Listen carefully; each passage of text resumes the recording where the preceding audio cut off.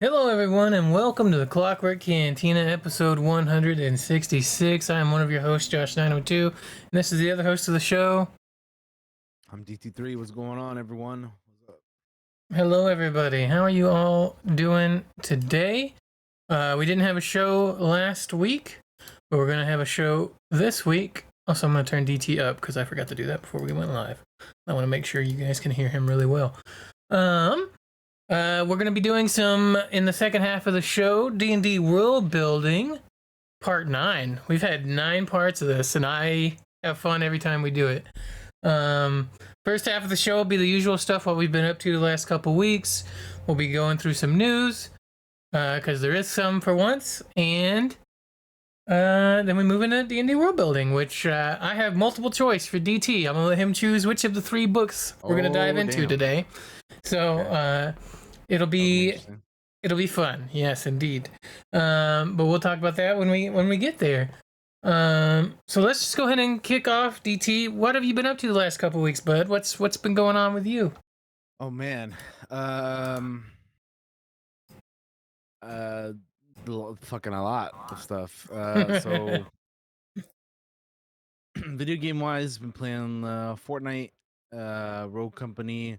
I finally got the battle pass done for that, so I finished that up.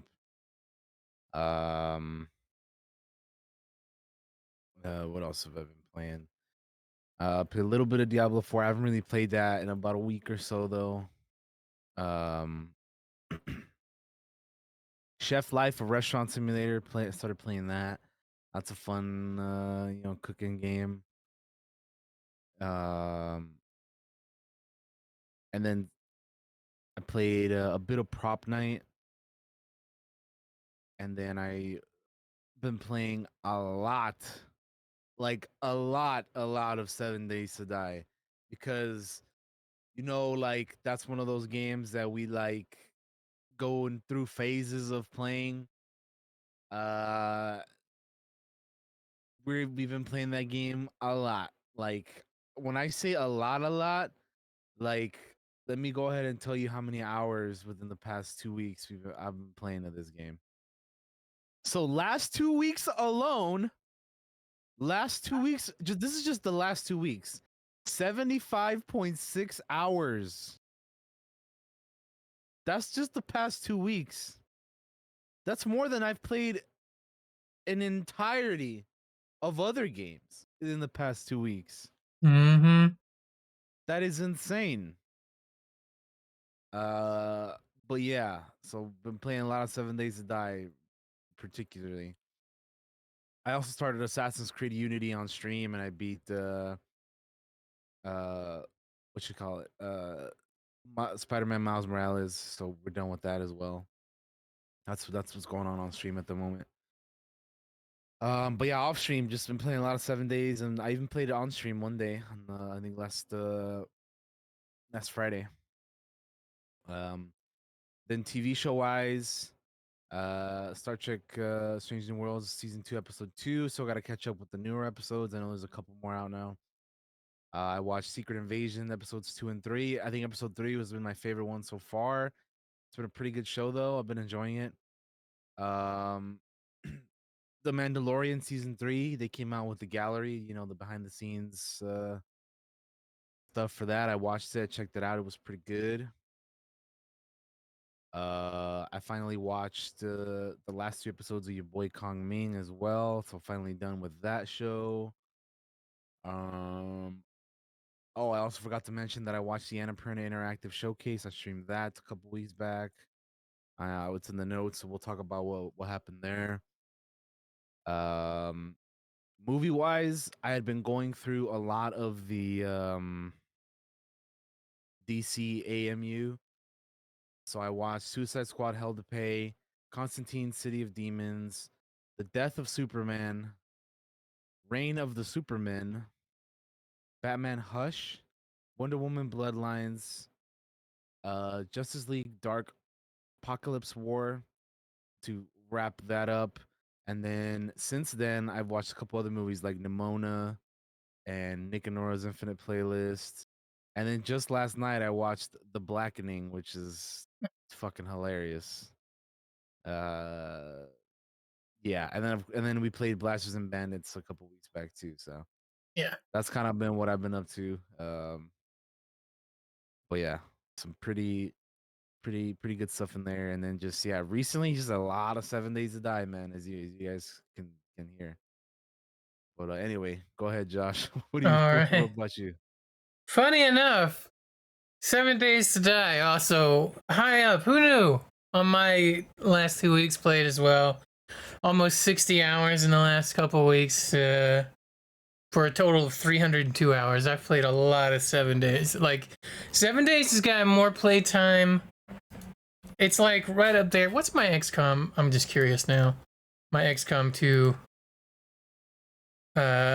So total, you know how much I love XCOM 2, right, DT? And most of you guys probably watching know how much I played it. I played a lot on stream.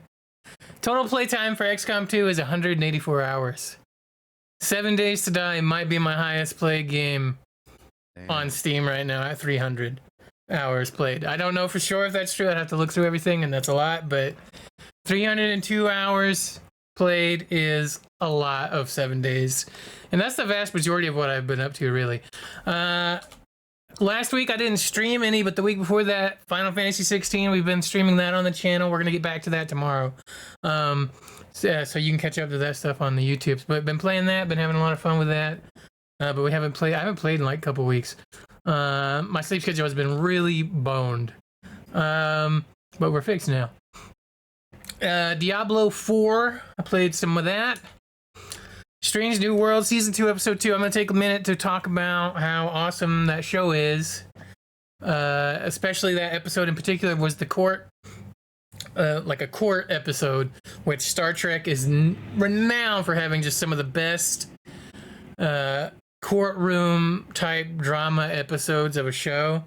And that one was fantastic. Really enjoyed it. Obviously, we're going to catch up to that. Blasters and Bandits we didn't play yesterday, or sorry, 2 days ago rather, but we did play last week, and we're gonna get back to that this upcoming Saturday because I have fun doing it. And I am doing some dice making. In fact, I did some dice making this morning, DT, and I have the final product right here. Yeah, let's check it out, man. It's an exclusive. My green screen is kind of messing with it, but oh, look at that. There we go. Cup my hands. Speaking of dice. Mm-hmm. We're gonna be needing these later, probably. So you guys see the picture that I have on my background here because a while back, I don't remember how long ago this was, but Josh made some dice that I bought. And let me show you guys those dice. First of all, nice little black baggie here. Very, very nice. But take a look at these bad boys, man. Check this shit out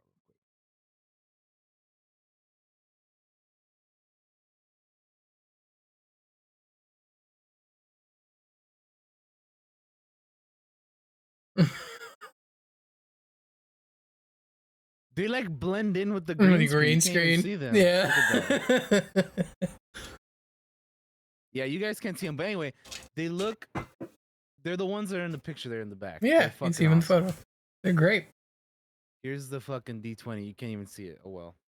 Also, he threw in some freebies, so you know. Yeah. I always try to throw in some freebies. Check them out. They're awesome, man. I love these dice, man. So I'm gonna keep them out here for later because I'm sure we will need them. One of the things I like to do, DT, and you know this because I sent you one, is I'll send people a blank dice with no ink on them. It's sanded, like you could roll it. And some of them don't need to be. But I always like to throw in a blank one just in case anybody wants to try painting one to see how that is. Yeah. There's the blank one right here. Yeah. So that one's actually made out of like, that's not resin, by the way. That's made out of like the special stuff. Oh, what's it called? Terraform. Which makes it look, and I haven't messed with it a lot. I was just getting to learn how to use it when I stopped using it because it's a little bit tricky to use. But it's very stone-like instead of like a resin hard. So you can do like a really neat stuff with that dice. But yeah, That's enough about the dice making. You can check it out on 902 Dice Creations. If you are so inclined for that. But yeah, I love making dice. It's cool. All right. Oh yeah. That's what we've been up to the past couple of weeks, DT. Let's dive into this news, my friend, because we got some. We do. Don't I we? mean, we got 2 weeks worth of news, so yeah, we definitely have All some stuff right. to look at for sure. Let's hit it up, bud. What's So up first first? thing we got is we have a Cyberpunk 2077 Phantom Liberty tour around the black market, which this was from last month's Xbox Game Showcase. But we're gonna go ahead and check it out here. This was released about 2 weeks ago, but we didn't have a show 2 weeks ago, so yeah. Yeah, let me get this loaded up for you guys.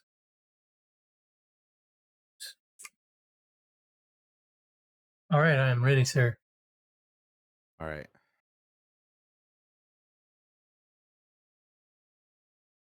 Three, two, one, go. Hello everyone, I'm really excited to welcome you to this exclusive Xbox store over Black Market, one of the locations in Dogtown that you are going to be able to explore in Cyberpunk 2077 Phantom Liberty. As you can see, Dogtown welcomes you with an open arms. Too tame? This is Black Market, a location where you as a player, as a mercenary, you can obtain unique cyberware and weapons, things that you cannot find anywhere in this world. Dogtown is a part of Night City, but has its own very distinct look and vibe. It's outside of the jurisdiction of NCPD, attracting all kinds of eccentrics. This looks so and cool, man. I dangerous can't wait to play characters. this, man. Mm-hmm. Radical mods, June. Never seen anything like that on a non. We're gonna go back to saying Chum a lot, aren't we? Choom, Donk, all that. Ah, that guy's got flamethrowing elbows. That's cool. We have put a lot of work into making the world feel more alive. Small scenes, secrets to find, Easter eggs, make this place feel more vibrant and more believable. Maintenance accessories and But what's inescapable in Dogtown is Kurt Hansen. Kurt is a leader of Borges militia who rules Dogtown with an iron fist. You've come to the right place. NCPD, gang wars, not in Dogtown. Taxes, who the Check this out. needs them? In Dogtown, I keep your business safe as long as you abide by my rules. A really nice guy, as you can see. I thought so. The black market also is a place where you can find new illegal weapons and goods. They are some of the most powerful items in the world, but are often much more dangerous to use. A new cyberware capacity system, which leads you to push your body to the limit and gives you new abilities to deliver more thrilling gameplay experiences, like the air dash or the ability to see the enemies through the walls, or change your appearance to lose the heat. The Barghest is the authorities of Dogtown, and they are more dangerous than NCPD.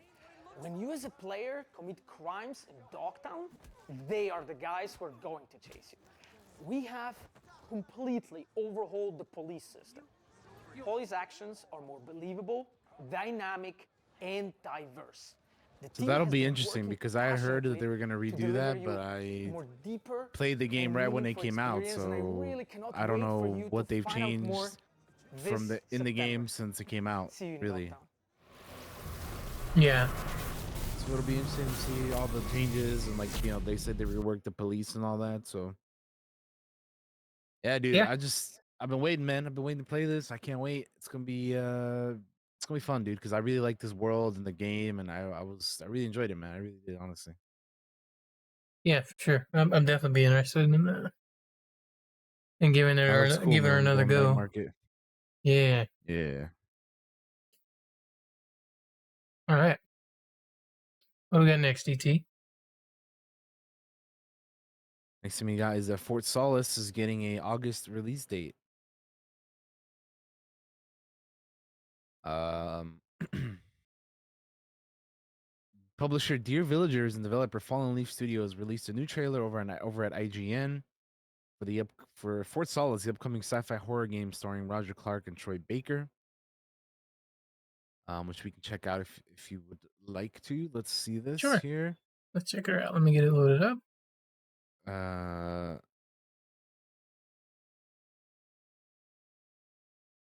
Greetings. My name is Troy. Right. Stop playing. Stop it. Stop talking, Troy. I'm trying to get you loaded. Okay.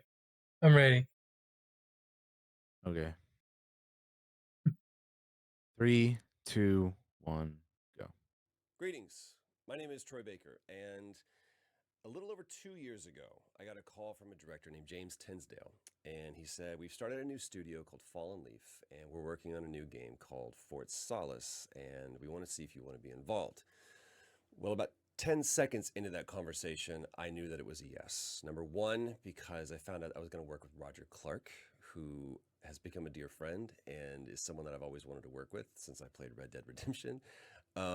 And also, he love Roger told Clark. me what the story was. Yeah, I love Roger. And he knew exactly the kind of experience he wanted to make. And it was a kind of experience and a kind of game that really spoke to me. And it's the kind of game that I want to play. So I just got an email from him letting me know that I could tell you that you will be able to play this on PC and PS5 this August 22nd, right around the corner. Here's why you should be excited about that. Number one, great cast. Roger Clark, Julia Brown. I did okay myself, I think. It's an incredible story. Number three, this was one of the first games I found out that was going to be running in Unreal 5. So the fidelity I knew was going to be incredible. And if you like immersive games, you like tight action-packed thrillers, then this is the game you've been waiting for. Because not only is it going to be a game you want to play one time, but once you get done, you're going to want to go back and play it a second and a third time. And you can do that starting August 22nd, PS5 and PC. We'll see you in Fort Solace.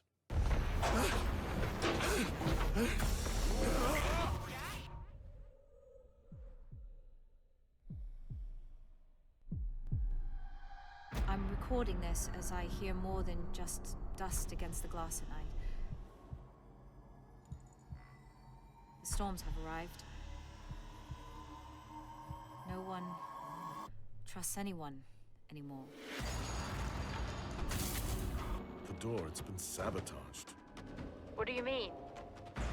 Jack? What happened? What was that? This site isn't safe!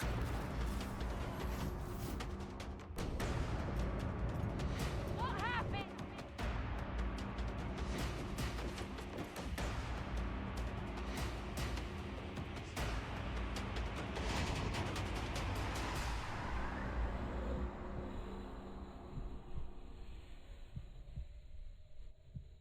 All right. Cool. Yeah, it looks interesting. I'm really interested in that game because of Roger Clark, of course. Yeah. And I feel like a lot of games recently, especially like this year, I think Dead Space, the remake came out like earlier in the year. And then when did Callisto Protocol come out? Was that also this year or was it last year? I don't remember. But I want to say it was this year, right? I don't remember. Oh, maybe it was 2022. Might have. December That's what- 1st, 2022. So, Okay, so barely, that's why I barely don't not. remember. Yeah, it was so close. So between that and like Dead Space coming out was so, short of a time between each other. Then now we're getting this, like a lot of sci-fi horror coming out within the past like Mhm. year or so, or even less than that, like however many months. But yeah, so there's a lot of sci-fi horror. But yeah, I definitely want to, like I said, check this out because of Roger Clark primarily. But Yeah. I'll check it out eventually. It comes out in August, so next month. Not bad. With All right. a gang of other shit too. Oh yeah, this year is a big year. If you guys didn't already know, but we're gonna move on to talk about Nintendo, with which promises smooth transition to next console with Nintendo accounts. So, speaking to investors at a recently published open question and answer session, Nintendo President Shuntaro Furukawa made one of his rare comments about Nintendo's next console. Asked if the company had any specific measures in mind for the transition to next generation consoles, and Furukawa brought up Nintendo accounts. And as translated by Twitter user Genki, Furukawa said, "As for the transition from Nintendo Switch to the next generation machine, we want to do as much possible in order to smoothly transition our customers while utilizing the Nintendo account." This seems like an obvious statement, but for Nintendo, it's significant. Nintendo accounts were soft launched in 2016 and weren't tied into any Nintendo hardware platform until the release of the Switch the following year. So the transition from Switch to its successor will incredibly be the first time Nintendo's users will be able to carry their account from one console to another to the next. Wii and Wii U owners will remember Nintendo's rudimentary Nintendo Network ID system and the pain of trying to carry this identity across consoles. In further comments, Furukawa noted that Nintendo had previously needed to rebuild the relationship with its customers with every hardware transition. In contrast, he said there are now over 290 million Nintendo accounts, both from Switch users and players in Nintendo's mobile games, through which the company could connect with its users. Furukawa was surely pointing out to investors that Nintendo accounts will make for a much lower risk transition to a new console for Nintendo, leveraging Switch's enormous popularity as well as hopefully a more seamless experience for its fans.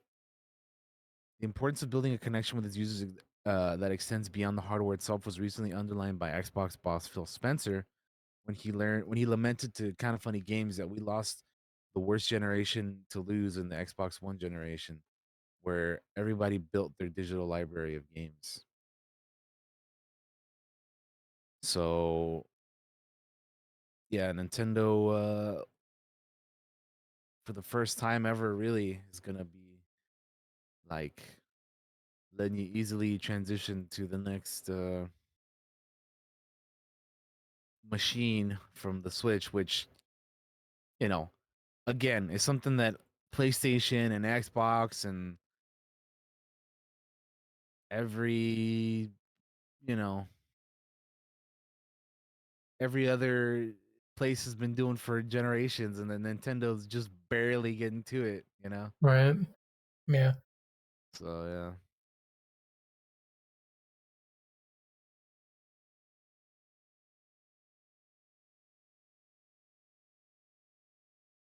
What do we Okay. have next? We have this one, yes.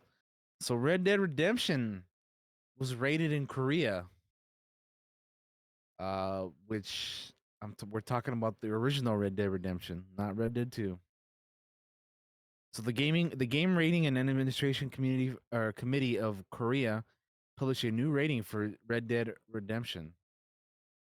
Uh, the new rating carries classification number CCNV 230615-001. In Korean game ratings, NV refers to console games, while NP refers to PC games. Though a console rating does not exclude the existence of a PC version and vice versa.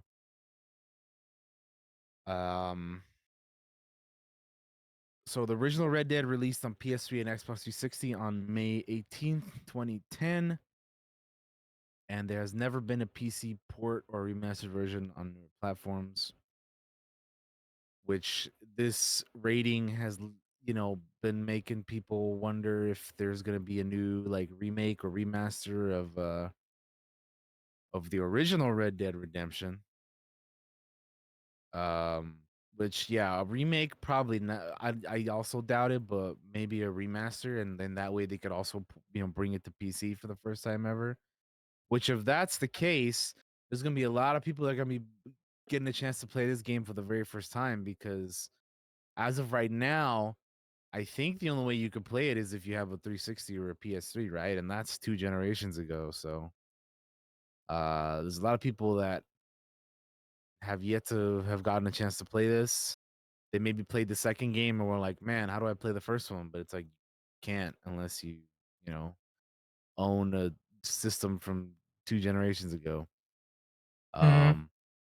But yeah, what do you think, Josh? Do you think it's maybe gonna be remastered, or is it just what is what's the significance of rating a game from fucking over 10 years ago? Honestly, I'm not sure. I'm not sure if it'll be a remake or a remaster. I definitely think there's gonna be something.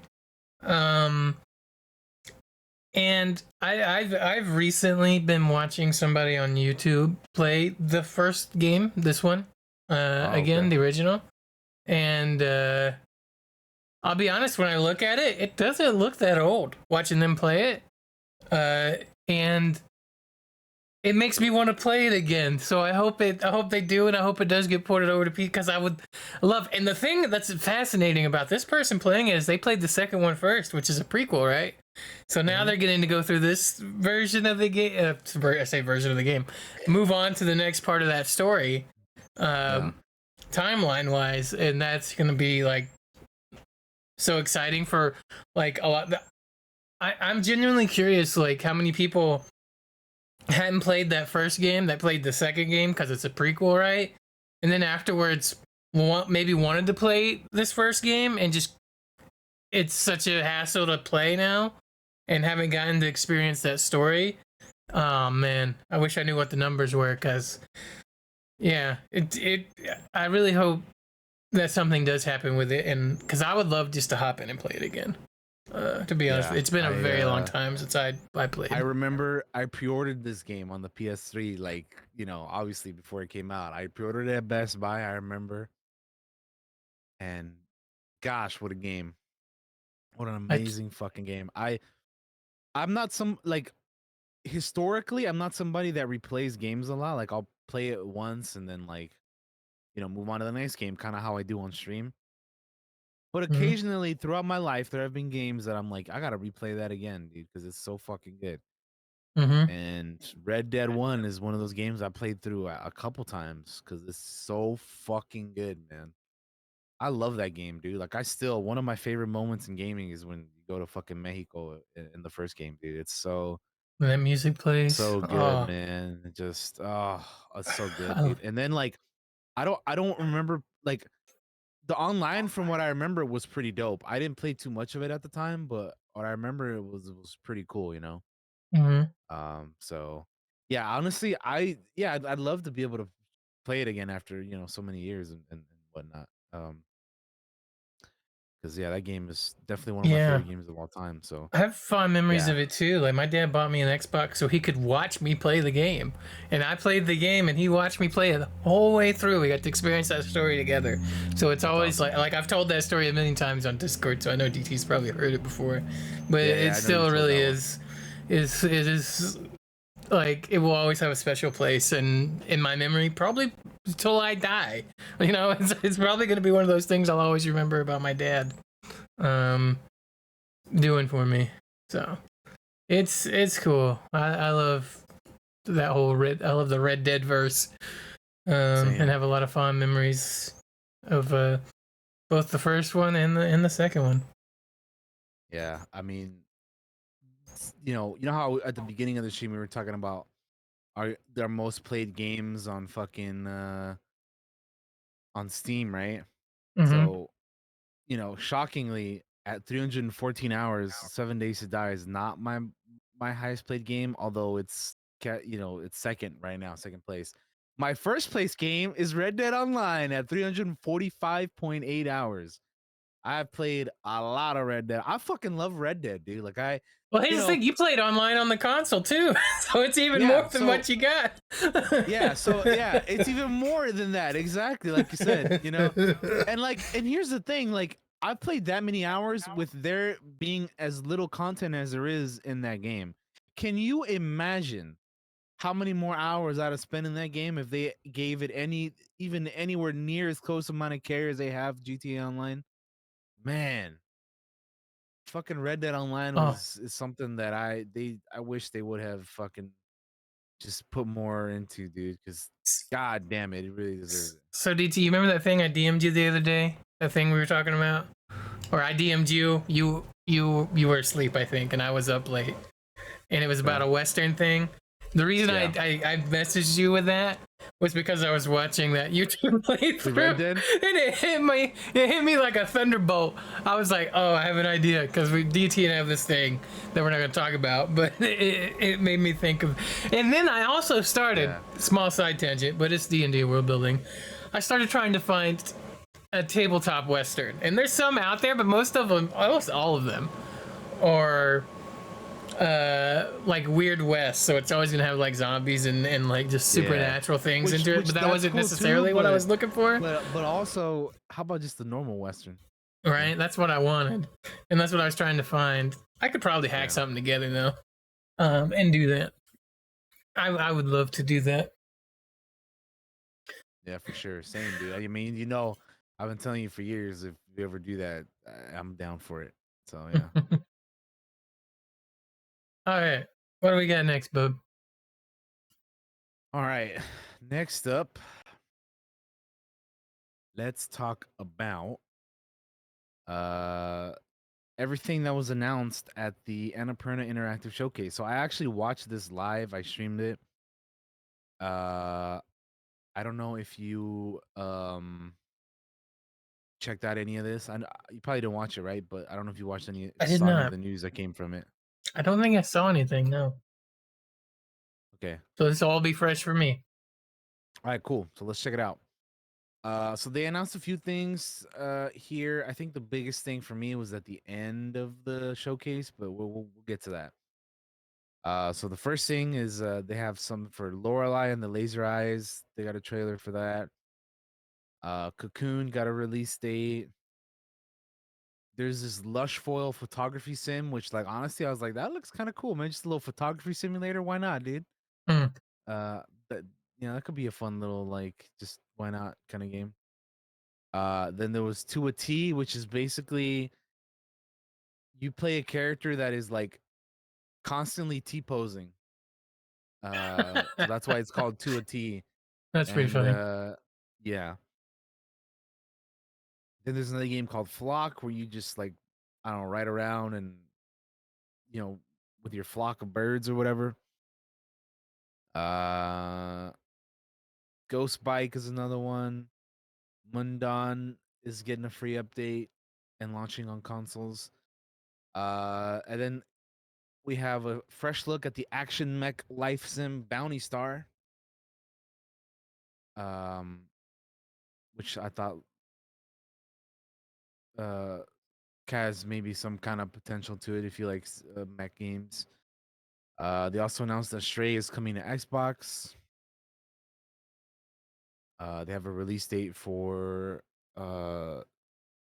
Thirsty Suitors. And then they also are having this thing called Storyteller that's coming over to Netflix. Just like an interactive, I guess, kind of create your own drama game. And then the biggest thing that I saw there was that they announced they're making a Blade Runner game called Blade Runner 2033 Labyrinth.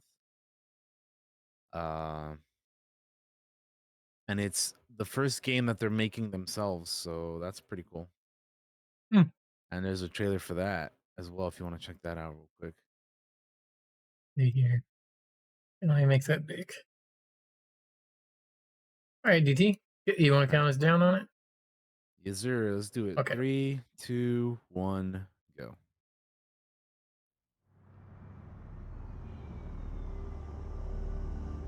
Lots of people lost things in the blackout. I was lucky. I just lost a job.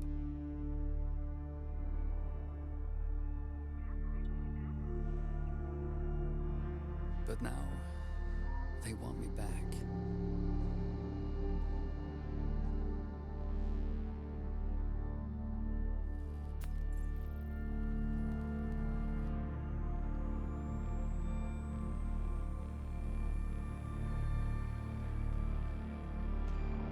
Picking through the pieces. Being someone else.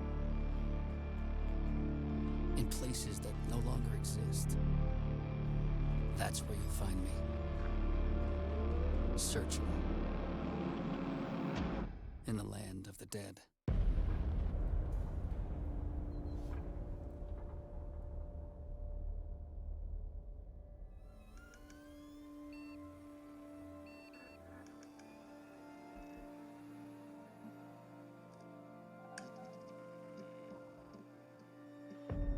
There it is. Blade Runner 2033 Labyrinth. Interesting. Yeah. All right. So we'll see what they have planned for that game, but you know, could be good. And speaking of Blade Runner, it's another tabletop game, right? Yes, I do. I have the book right there. It's right over there in a box because I ran out of space on the shelf, so it's just sitting here in a box. Oh shit! Okay. I'm gonna put it on there eventually once I get everything. At some point, I will get that fucking bookcase up here that I have, and get it where I can put books on it and kind of make a little bit more space. So, but yeah, I do have the Blade Runner tabletop.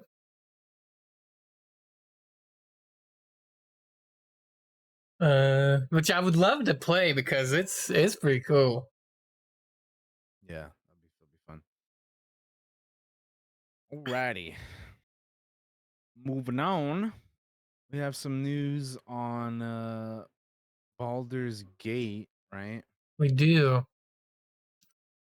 You want me to read it, DT, or you want to read Yeah, it? if you want, go for it. Okay, guys. Here's what we got.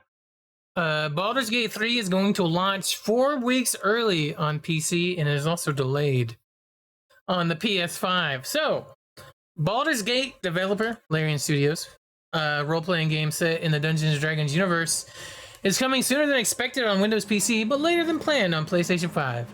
In an effort to further distance the game from the busy fall 2023 release schedule, Larian will now launch Baldur's Gate 3 on August 3rd on PC, as opposed to the anticipated August 31st release date.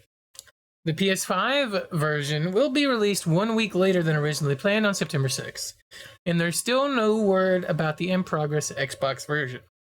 I don't have to read much more than this because I watched the panel from hell and I can explain what they said. They said the reason it's releasing early on PC and not PlayStation is because PC version is just done and they don't.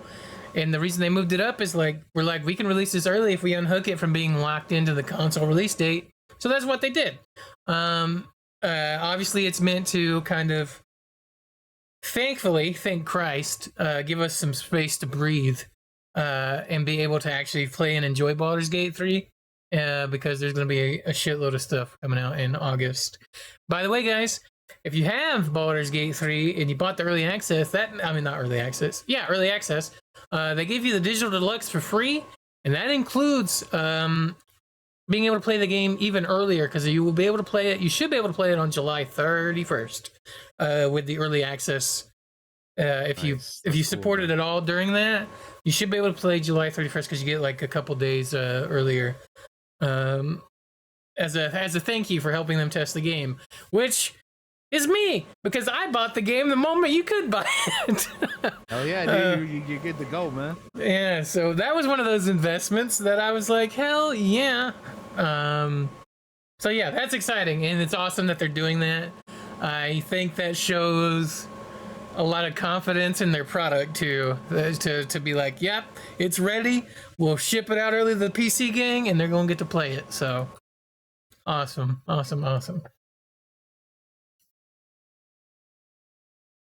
All right.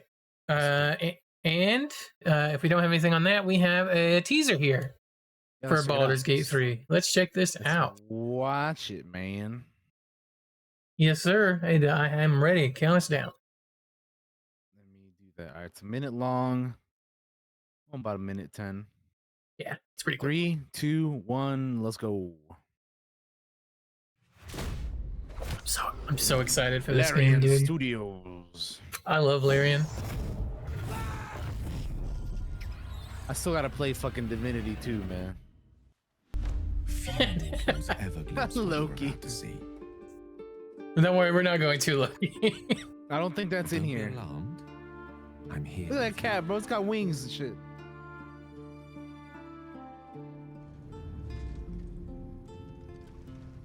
That's a huge bitch. Open your eyes.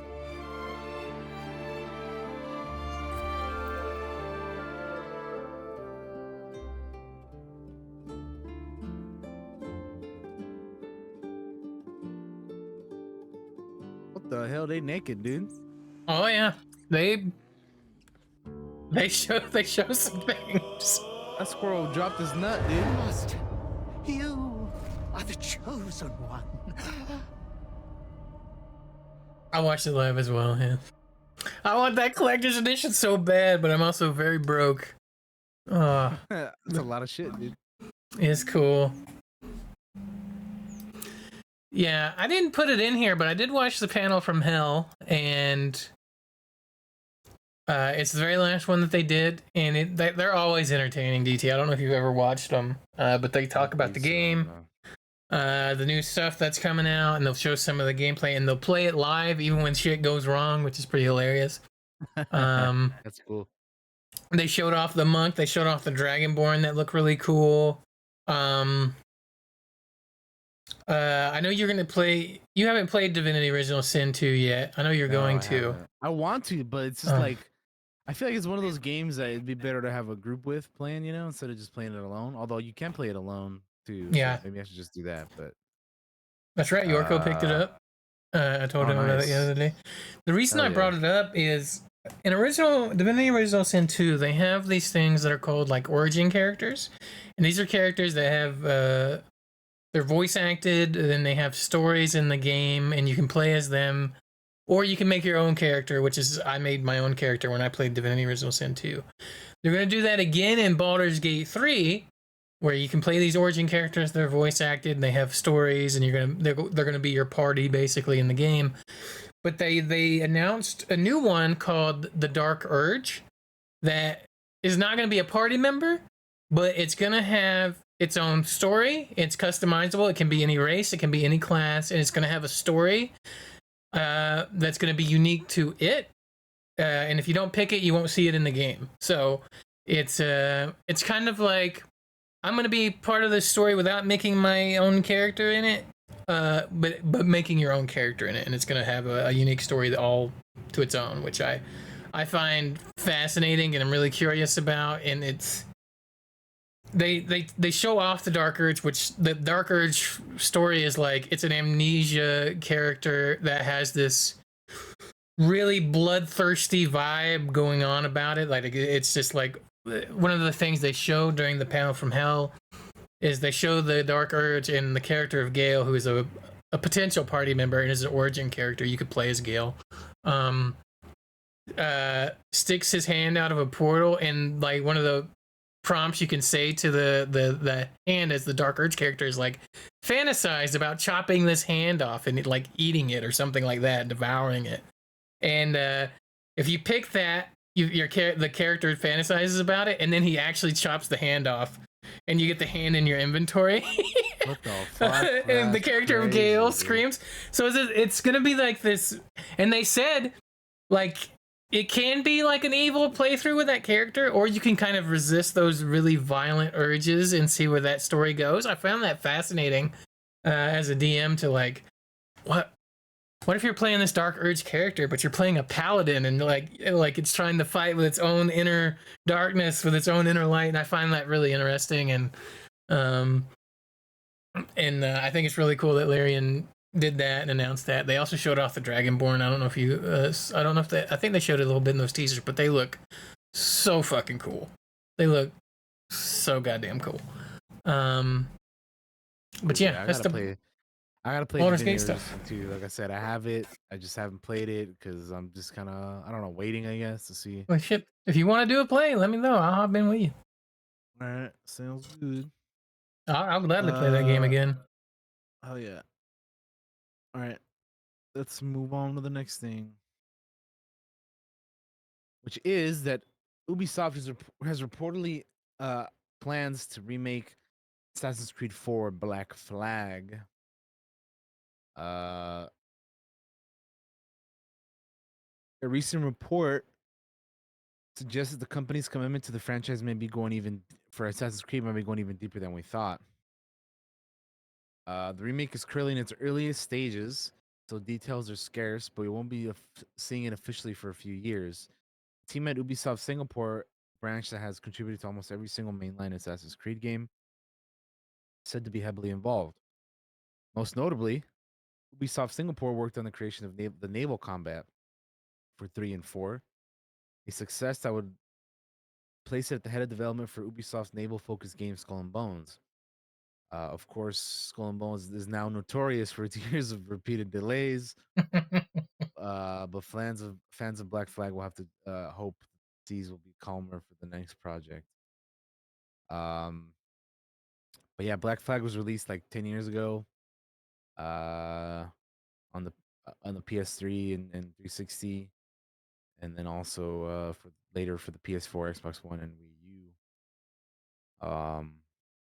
So that'd be cool. Black Flag is a great game. I recently only played it myself, like I don't know how many years ago, a couple years ago, I want to say. And it's an awesome game. I really like that one. I would say it's like one among my favorite of the Assassin's Creeds. Like that 1 and 2 are probably like at the top for me right now. But I'm still making my way through them. I'm currently playing Unity as we speak. I'll be playing it again tomorrow. So, just making my way through that. But yeah, I think this is a good choice. It's a 10-year-old game now, so I feel like Yeah. they could update a few things here and there. It just Especially makes with me how laugh things are now. that we were all like, let's do Black Flag. You just do another pirate themed game. Then we get Skull and Bones, and then here we are all these years later, like we're gonna remake Black Flag. Right. Like that's kind of funny. Which I love Black Flag. Yeah, I'll hop in that shit again and have another go. Yeah,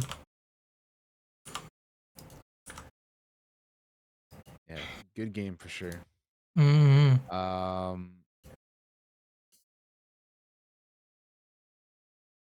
next thing we have details on Helldivers 2 co-op and combat gameplay, which I have not seen this yet. I haven't either. So I really want to see this because I am definitely about this game. I enjoyed the first one, and that was a fun time. But this being in like third person and all that, I am so about this. So let's check it out. There's a little combat co-op trailer, and they want me to put in my my date of birth. So let me do that real quick. I was born on New Year's Day in that year. Totally. Let's do this. All right. I'm ready. 3, 2, 1, go.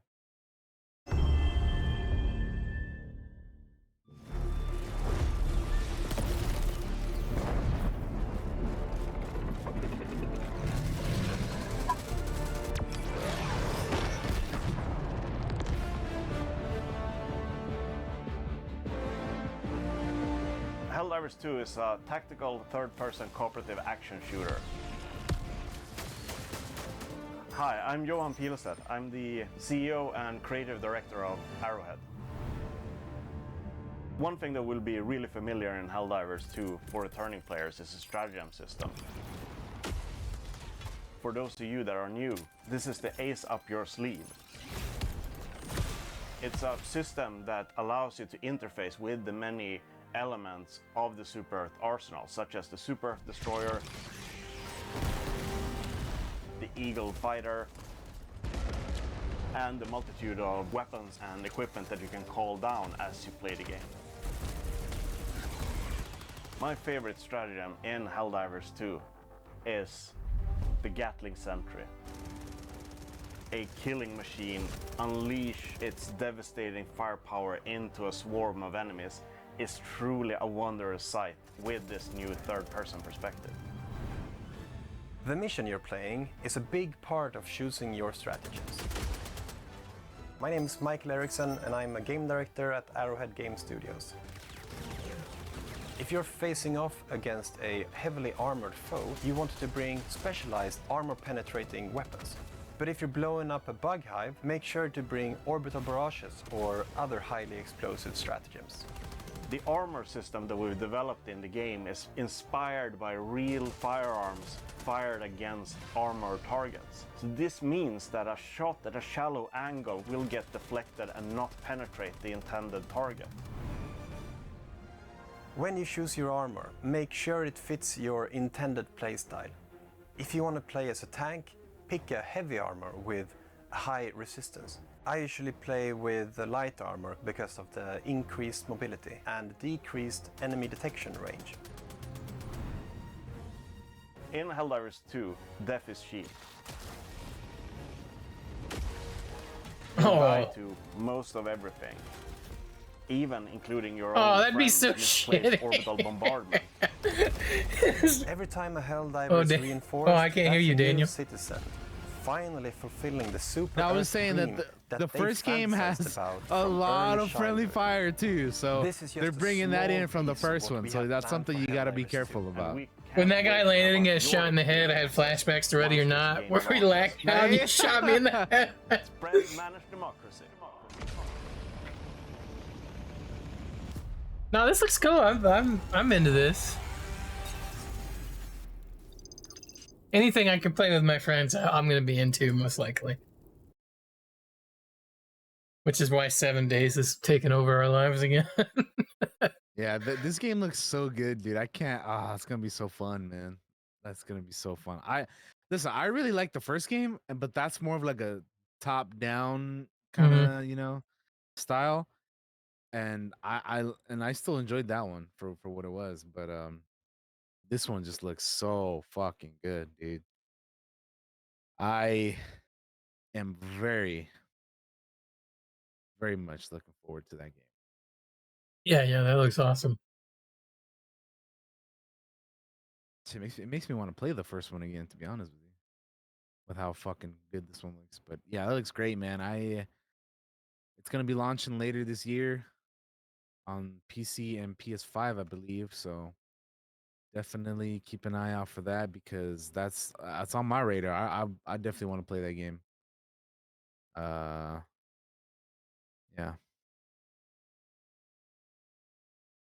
Moving on, we have a Mortal Kombat 1 official trailer here. So let's check it out. Yeah. Let me know when you're good to go. I haven't seen this yet. I put it in the notes because I wanted to watch it, the Lin Kuei trailer. So let's check it out. I am ready, sir. Count us down. All right. 3, 2, 1, go.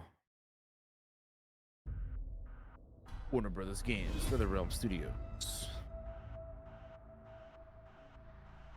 The Lin Kuei is a centuries-old clan dedicated to Earthrealm's defense. I will need your help. The fate of the realms may depend on it. I will emerge victorious. We settle for defending Earthrealm when we could help lead it.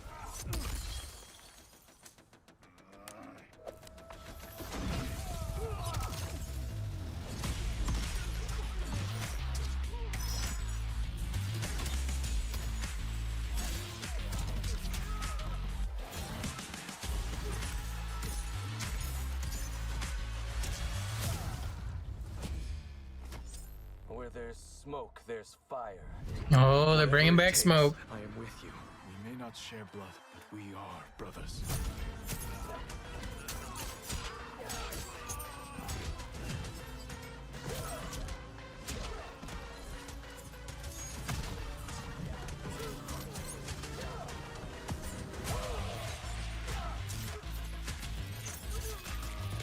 Oh god. He's fucking dead, bro.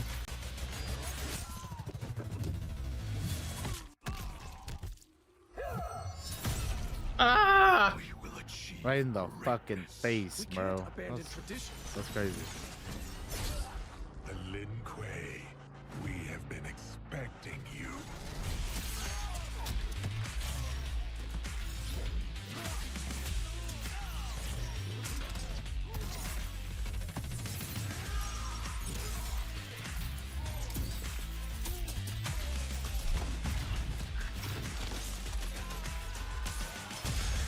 Oh.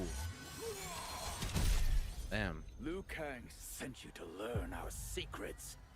Rain will fall upon you like daggers from the sky. Yeah, Majin. And then this is Rain, which is cool.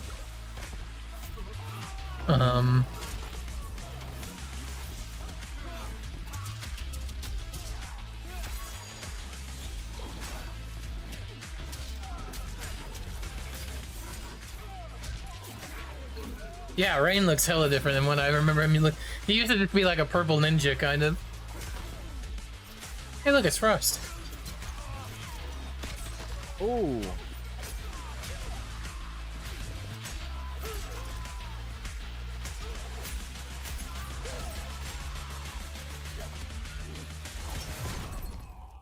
A Lin Kuei's flame is not easily smothered.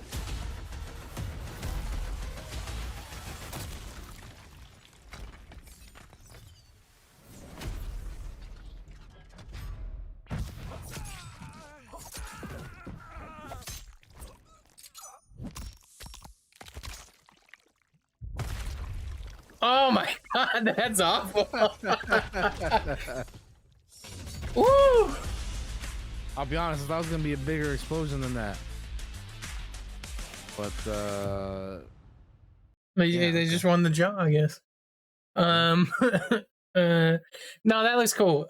I'm really interested in the story of this one because that is the original Sub-Zero, the older Sub-Zero, and in the original timeline of Mortal Kombat, ends up becoming a very interesting character. So, and then the younger brother is now Scorpion.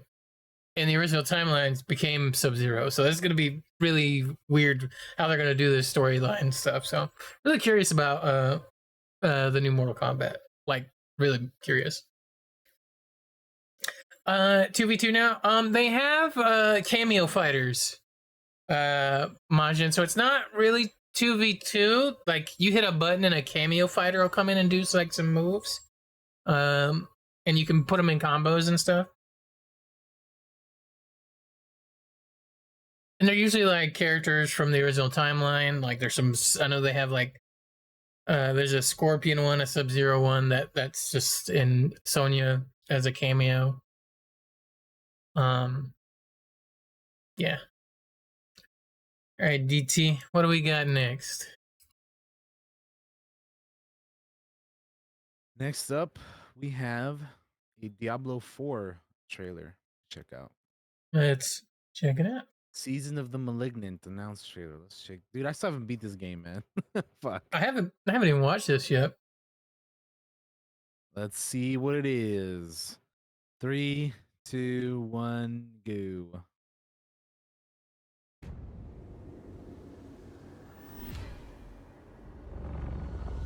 I am writing to you because although a great evil is receding from Sanctuary, a new festering curse now spreads its corruption across the land. More dangerous, more malignant than I could have imagined. I have found a way to stop this plague. To rip the dark power of these monsters from their very core and turn it to our advantage in destroying them.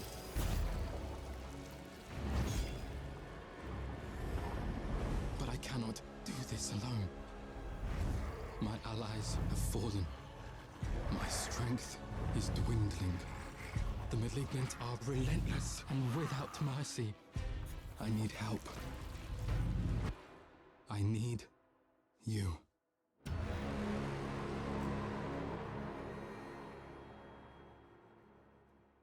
There it is. Cool.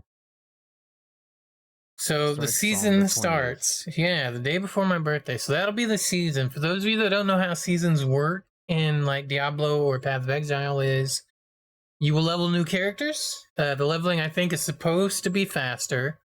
And there will be the season pass. I think they've shown some of the rewards. Let me see if I can pull those up for you. I didn't put them in the notes because I forgot to. But let me see if I can find it. Some of the cosmetic stuff that they're gonna have, but there's like, I know on the free tier of the season pass, it's supposed to be like XP bonuses and things like that. Let me see if I can find Diablo 4 season 4. Here we go. Battle pass rewards, cost, and things like that. Here we go.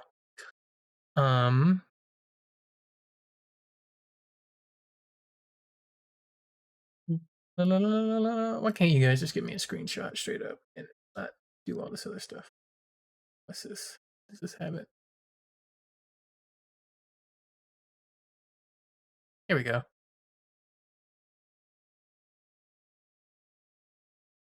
So I know the armor here is some of the rewards that you'll be able to unlock. The mounts as well. And stuff like that. So I'm really curious to how this season stuff is gonna work out. I didn't watch any of the. I know they did like a sit down where they talked about all this stuff. I didn't watch that. Because to be honest with you, I'm a little Diablo'd out at the moment, but I might hop in to see how their seasons are gonna be because I'm really curious. Because I'm somebody that played Path of Exile every time they had a new season or a new league come out, I would hop in and play. So, this is gonna be kind of make it or break it for Blizz. Like they need to make this first season work. I say make it or break it. It's Blizzard. They have unlimited money, really, so they don't necessarily need to make it or break it. But it'll make it or break it for me, and probably for a lot of other people. Like it needs to be well and not drag out, and like especially the leveling, because leveling is so slow right now in Diablo. I feel like so. Yeah, I'm kind of curious to how this will be. You know. I mean, Baby agrees, man. She's also just sick of Yeah. Blizzard shit, I think. Yeah, Baby's barking. Somebody's stopping to buy vegetables right now. Yeah, but I mean, yeah, listen, I'm curious. I'm not even gonna be participating because I still haven't even fucking beaten the game yet on my original characters. So I am so behind. Although I haven't been playing the game like at all, really. Mhm. I've been like playing it a little bit slowly here and there, like, but I haven't played it in like over a week. So it's just Oh, been, here it is. God damn you, I've been Diablo. super slow with the game. So Here's all the stuff that you'll unlock in the premium. I guess this is the premium battle pass. They have the Awoken Warden Mustang mount, Awoken Cold Iron Barding. I guess that's the armor there. Awoken Cold Iron armor sets for all 5 classes. That's the armor up here in the upper right corner. They're gonna have some weapon transmogs, some emotes, some headstones, and some platinum. It's all cosmetic stuff, which is what they've said was gonna be in the premium battle passes. I don't know how that'll be later on. You never know how Blizzard is gonna do. They've done some really fucking stupid decisions in the past, so we'll see. But at least they're keeping their word on that first one. Yeah. Interesting stuff. Okay. What do we have next, DT? next up, which is I think the last thing we have for gaming news this week, is that new EA Studio Cliffhanger Games announces an upcoming title based on Marvel's Black Panther. Wakanda Forever, as we celebrate the 57th anniversary of Black Panther's comic debut this July. We're thrilled to announce Cliffhanger Games, a new AAA development studio based in Seattle, is working on an original third-person single-player Black Panther game in collaboration with Marvel Games. The mission is to build an expansive and reactive world that empowers players to experience what it is like to take on the mantle of Wakanda's protector, Black Panther. Led by Kevin Stevens, Monolith Productions, Cliffhanger has already brought together accomplished talent with leaders from the critically acclaimed and innovative action adventure game Middle Earth: Shadow of Mordor, along with veterans of top franchises including Halo Infinite, God of War, Call of Duty, and others. We're dedicated to delivering fans a definitive and authentic Black Panther experience, giving them more agency and control over their narrative than they have ever experienced in a story-driven video game. Wakanda is a rich superhero sandbox, and our mission is to develop an epic world for players who love Black Panther, want to explore the world of Wakanda as much as we do, said Kevin. The development team at Cliffhanger Games will be working in partnership with Marvel Games to ensure that we craft every aspect of Wakanda, its technology, its heroes, and our own original story with the attention to detail and authenticity that the world of Black Panther deserves. It's an incredibly rare opportunity that we build a new team around the values of diversity, collaboration, and empowerment, said Kevin. We want our game to enable players to feel what it's like to be worthy of the Black Panther mantle in unique, story-driven ways. We want Cliffhanger Games to empower everyone on our team as we collaborate to bring this amazing world to life. So there you go. New Black Panther game coming, which I think is cool because I don't.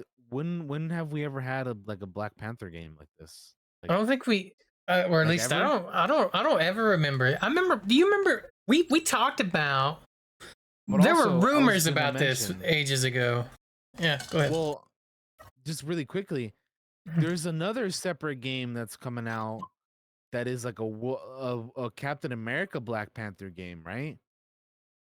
So that's separate from this, if I'm not mistaken. Like they announced that like a while back too.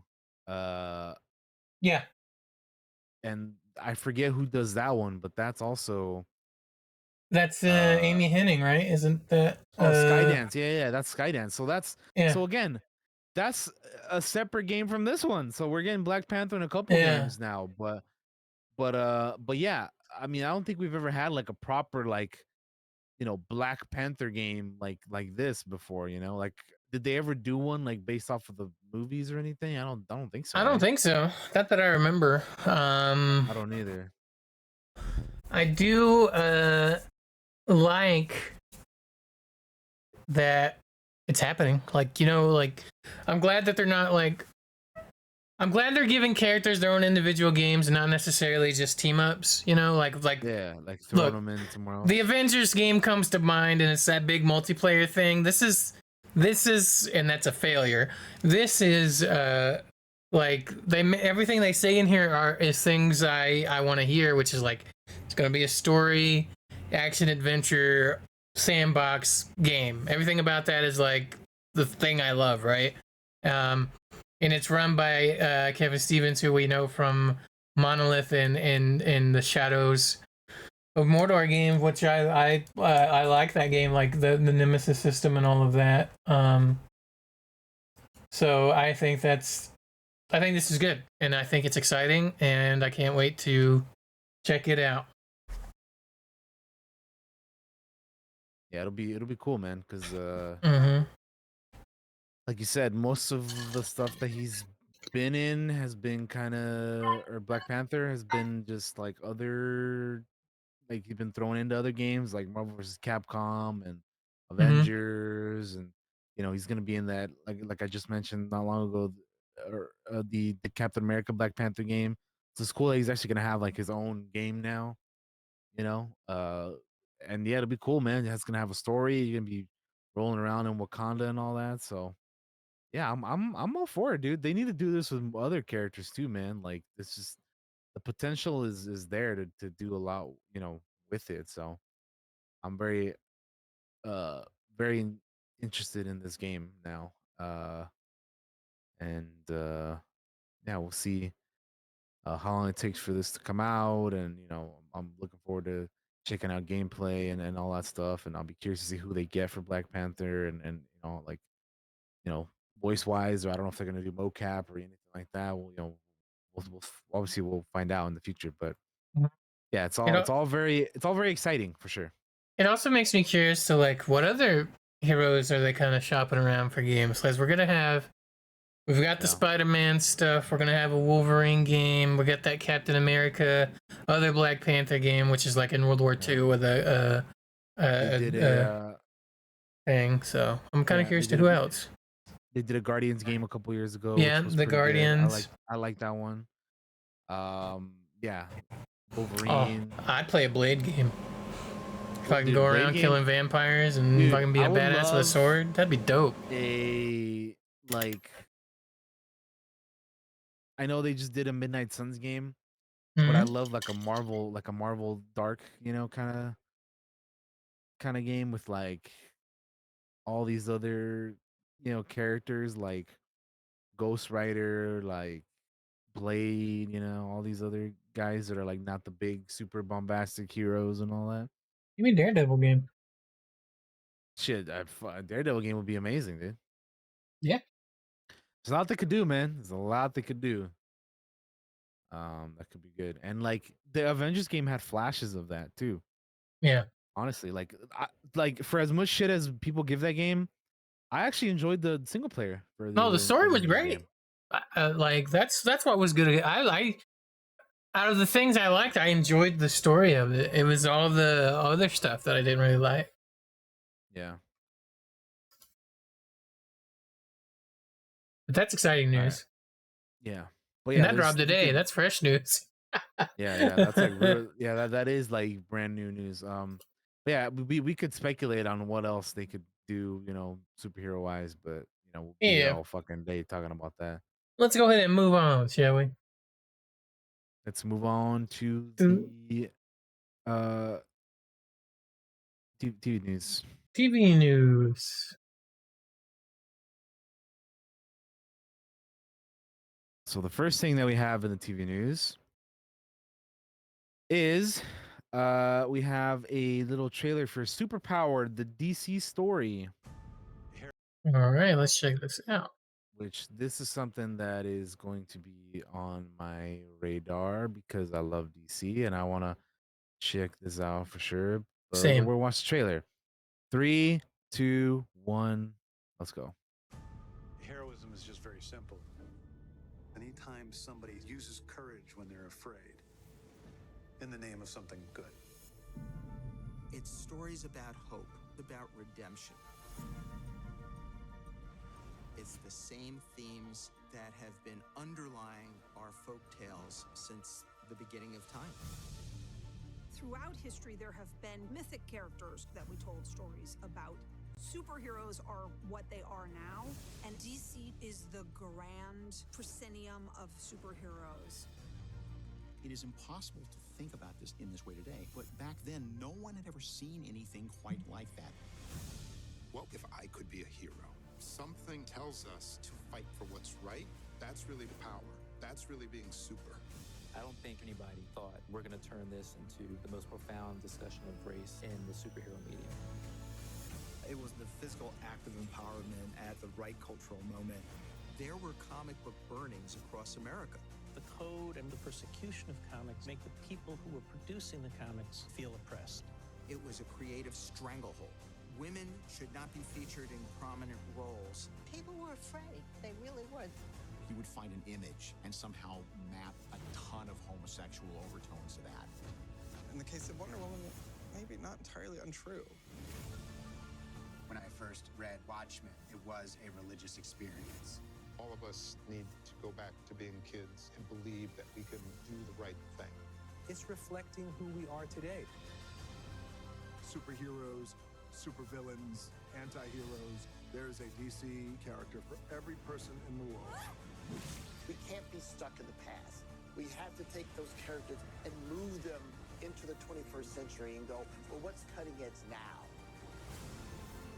Comics are an incredible medium. You can tell impactful stories about anything. What you need is the courage to tell them.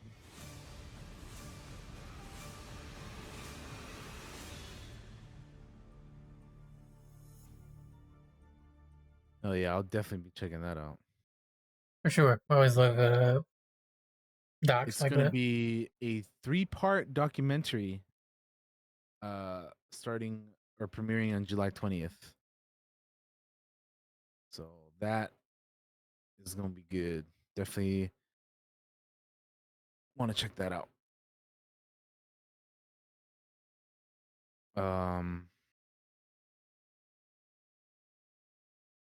What is next? We have a trailer for Futurama.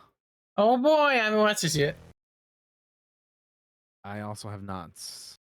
There's a lot In of stuff fact, in here that I I think everything on here I haven't seen. Yeah, I haven't watched any of this.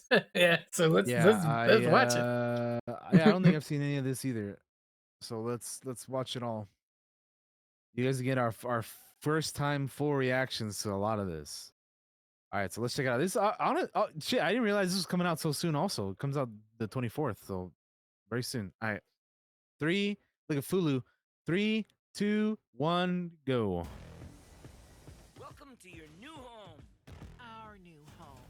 Oh, we're back, baby. We're back, baby. 2 seconds. You will collide with your destination.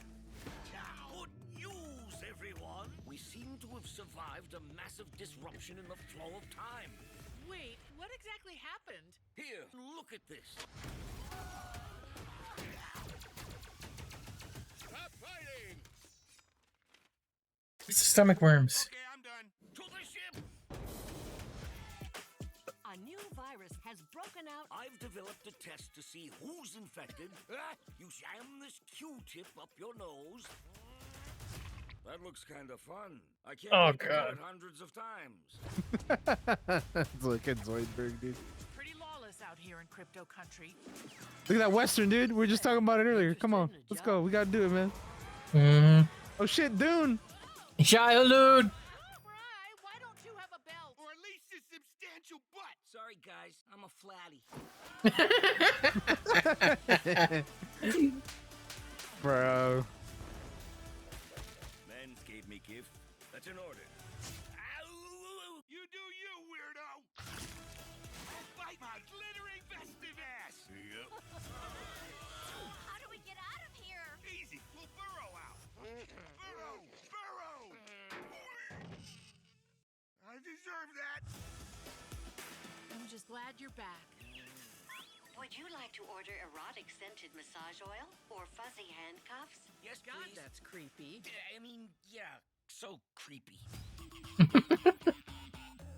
Well, that looks funny. Nice. Yeah, it looks like what I remember the show being, you know? So, Yeah.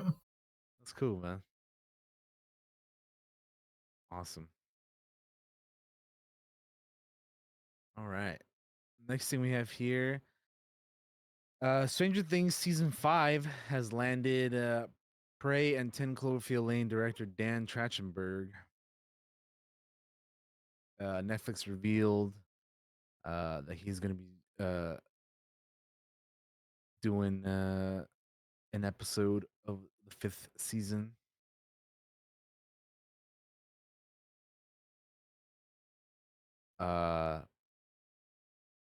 They also were just talking more about the whole WGA strike and all that, how they hope to kind of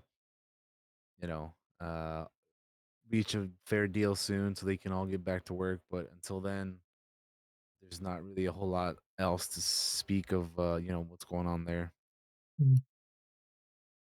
But that's cool. I like Dan Trachtenberg, man. I like 10 Cloverfield Lane. I like Prey. Prey was great. Yeah, it was awesome. Honestly, one of my favorite movies of last year. It was fucking Absolutely badass. fantastic. Yeah. So I think he's a good talent. So it's cool that they brought him on board. It can only be a good thing.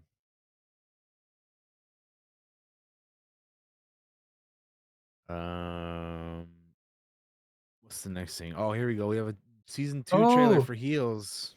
Oh boy, I've been dying to watch this and haven't yet. So. It's time, man. We're gonna watch it right now. So let's check it out. Season 1 was badass, dude. It was great. Yeah, Heels is great. Yeah, guess what, Josh? This show comes out at the end of this month too, on the 28th. So fuck, a lot of stuff coming out this month. All right, 3, 2, 1, go. We should make this what it can be if we work together. Go. Who am I? A man whose wife and son have left him and don't know where his brother is. I don't know what I have to do. Bust out that free bird. Right?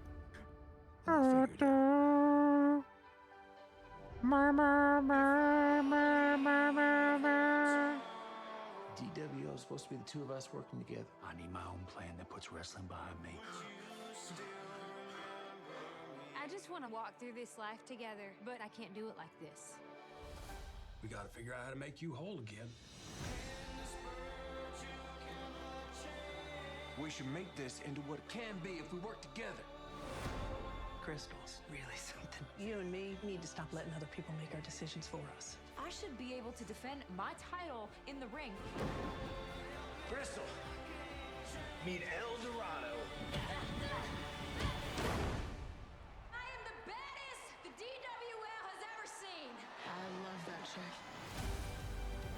It's a every man for himself type of world. Watch me take everything you got.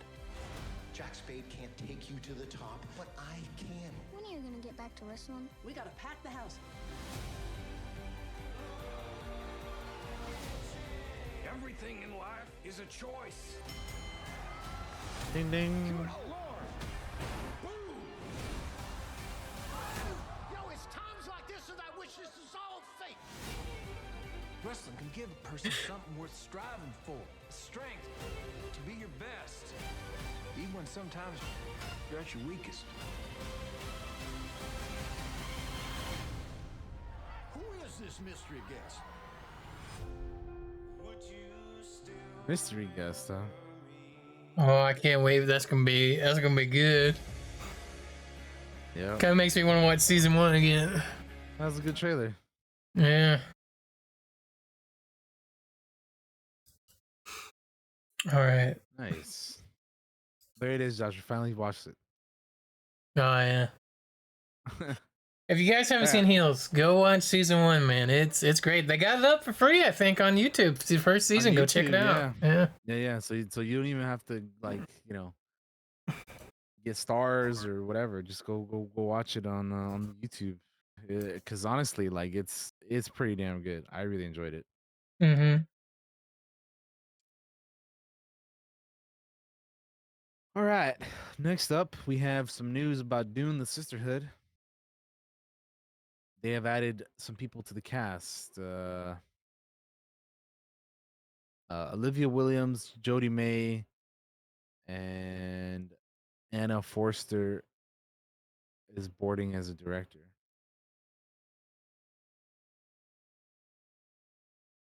So Olivia Williams and Jodie May have been cast following the exits of previously announced cast members Shirley Henderson and Indira Varma. Henderson departed the series amid creative changes in February, while Varma's departure was due to scheduling conflicts. Additionally, Anna Forster is now set as director on the series, replacing Johan Renck, who departed at the same time as Henderson. In November, series creator Diane Demoujon stepped down as co-showrunner, but she remains involved as executive producer.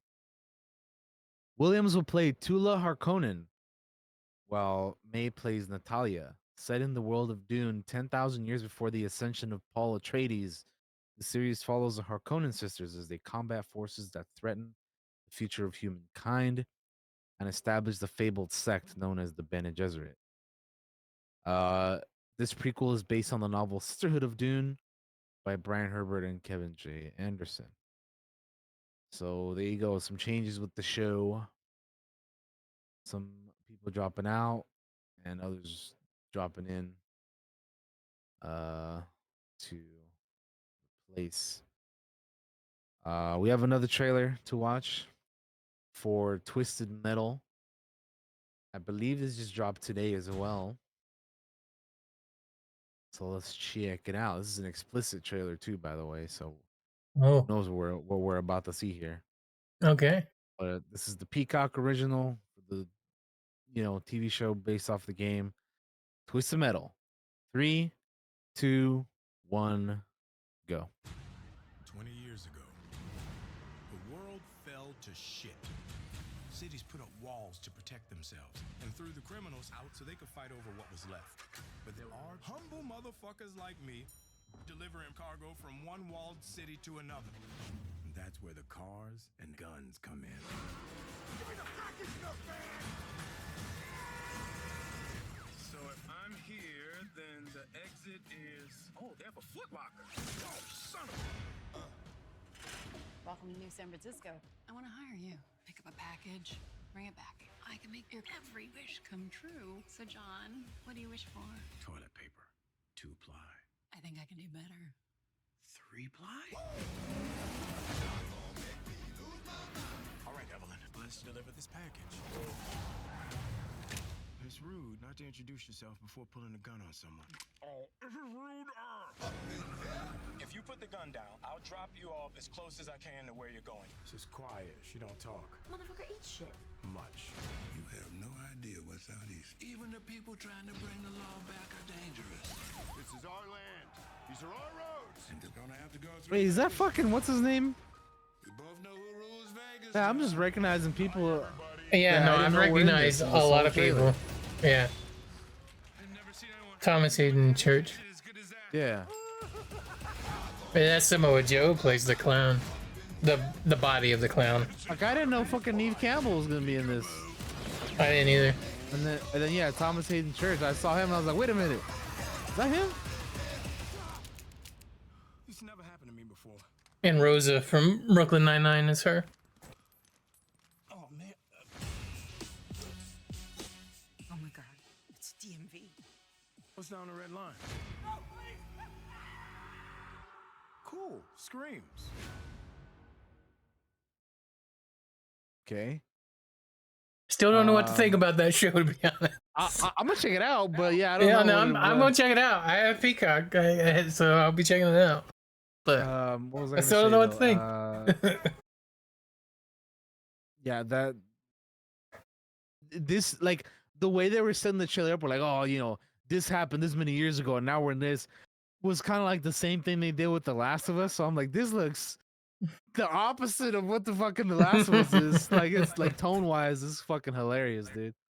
But yeah, no, that's that's pretty great. That's pretty great. Yeah, well, that comes out soon too, no? Yeah, this month also. Fuck, dude. There's like everything we've been watching here is like this, you know, at the end of this month or later this month or soon. Mm-hmm.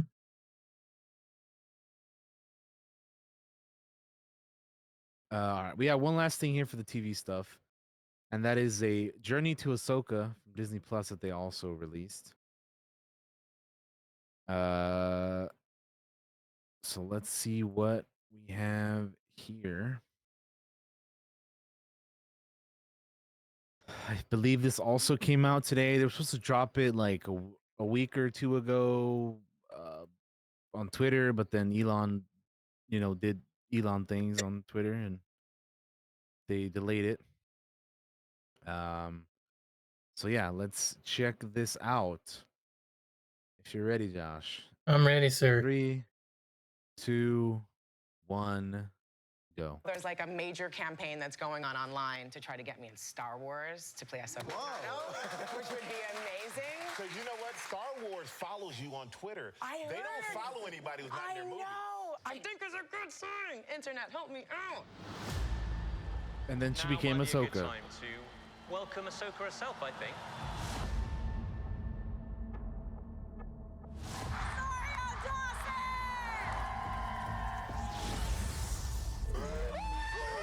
Oh my god, she looks amazing. Ahsoka is a character that Dave Filoni created and worked with George Lucas on in the Clone Wars. We're telling the story of this character who's been trained by the greatest Jedi of all time in Anakin Skywalker. Ahsoka has been a really beloved character for many, many years. There's a lot of Ahsoka love today. With Ahsoka, it's time that she came into her own in a way we've never seen it before. Rosario is so compelling. She is on fire and she knows her stuff. She's in it. To see the scope of this story, I can't wait for people to watch it. We have to maintain that sense of fun, adventure, and imagination. It's quite extraordinary, actually. Bring this to life. Perhaps it is time to begin again. God, I can't wait for this show next month, dude.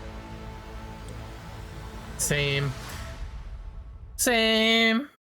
Can't wait. 1 month. Ah, so good. All right, well, cool. That's our TV news, man, for this week. All right. We're rolling right along. Movie news time, gang. Movie news time. Alrighty, let's move on to some big news we've had over in the past 2 weeks, which is that Superman Legacy has found their leads with David Corenswet and Rachel Brosnahan.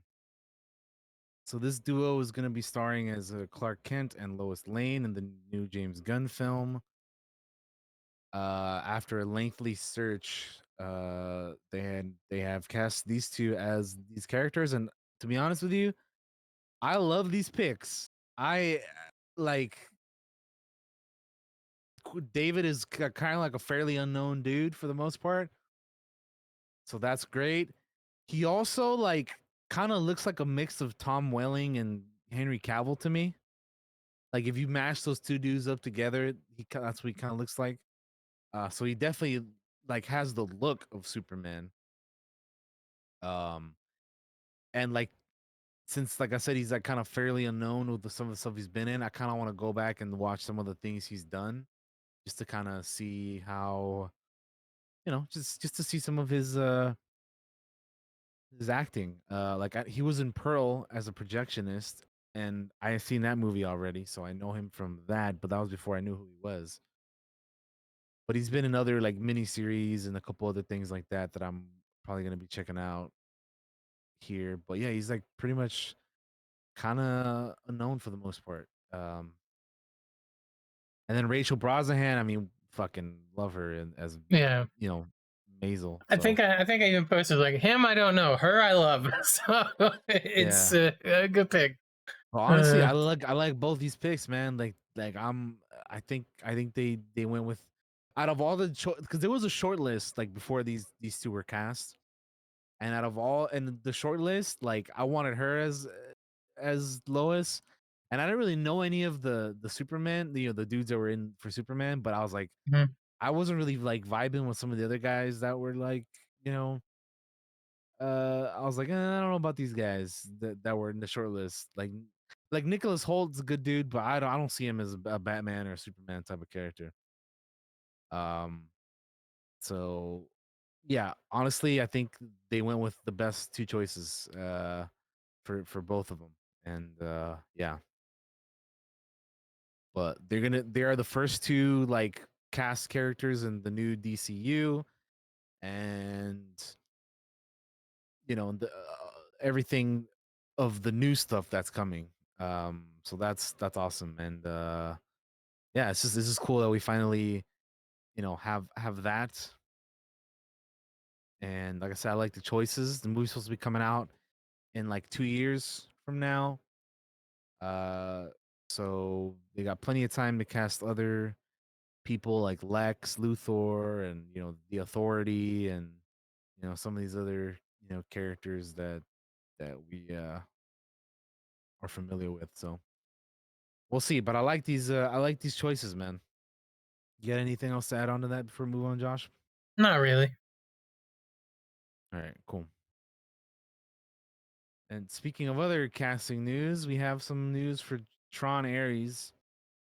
Uh, Evan Peters, Jodie Turner-Smith, and Greta Lee are all joining your boy Jared Leto in Tron Ares.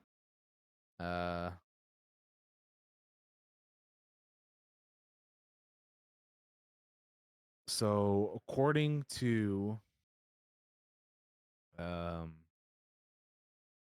some of these reports here,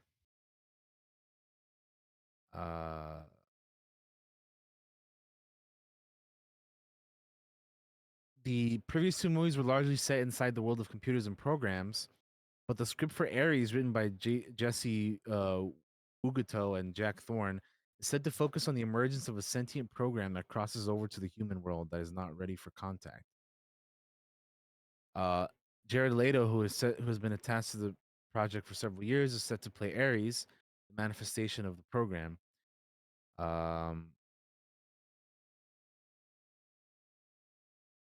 And as for Jodie and Greta, it says that Greta Lee will reportedly play a video game programmer and tech baron who is hellbent on protecting her technology, and TBD on details for Jodie Turner Smith's character, as well as Evan Peters right now. So yeah, they as we know, the third Tron movie has been kind of like been in development kind of hell for years. They were originally wanted to do a sequel to Tron Legacy that was going to bring back some of those characters, but eventually that was scrapped, and now we're going in the new direction that we are with this third movie. So that's kind of a bummer in that regard, because I actually like Tron Legacy. I know it didn't do too well in the box office or whatever, but I like that movie and I like the characters, you know. So it's a shame that we probably won't be going back to some of that stuff and we're going somewhere new. But I don't know, man. I like Tron, so I'm gonna give it a shot. But yeah, I don't know. We'll see how this goes, right? I mean, I think, like Tron, but I despise Jared Leto. So, like, you know. yeah. Uh, Yeah, It's one of I think those a trailer things. will probably be a big, like, see how this is gonna turn out kind of deal. But yeah, that's all we have for right now. Well, let's move on to the next thing, Josh, which is a Dune Part 2 official trailer number 2. This dropped a couple weeks back. We I know I reacted to this, Josh reacted to this, so you can go check out our Yep. initial first thoughts on it if you want. But we're gonna watch it here again. So let's check it out in 3, 2, 1, go.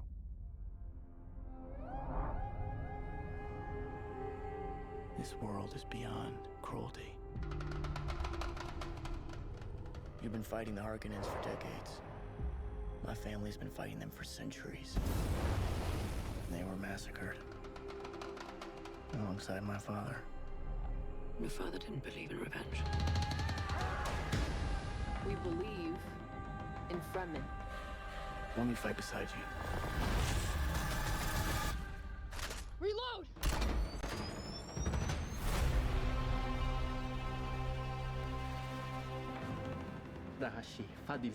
He said that. I got that. Thanks. I won't be fighting for him. I'm fighting for my people. You young pup. Your boy Gurney. Gurney. Now let him play his balisette. You believe in Poe? There are signs. The prophet. Why is that a bad thing? Use it. Because all my visions lead to horror. Because you lose control.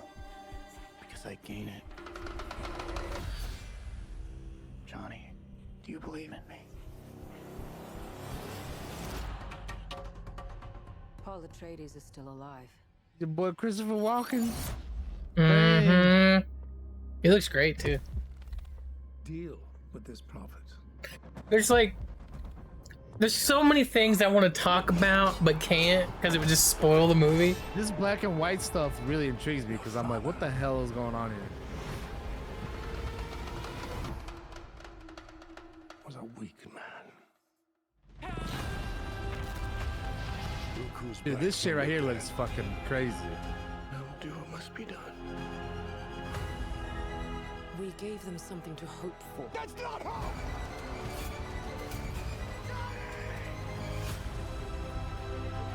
I will love you as long as I breathe. This prophecy is how they enslave us! It's not a prophecy. It's a story. I don't care what you believe. I believe.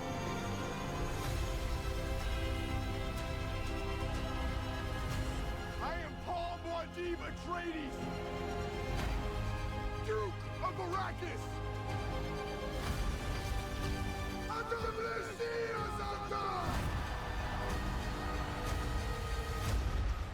He who can destroy a thing has the real control of it. Looks pretty good, man. So many things I want to talk about. That is so a many damn things. Good trailer, man. That is a damn good trailer, bro. The first movie sets up so much that you're gonna get out of this movie, and that's why this one looks so much more action packed.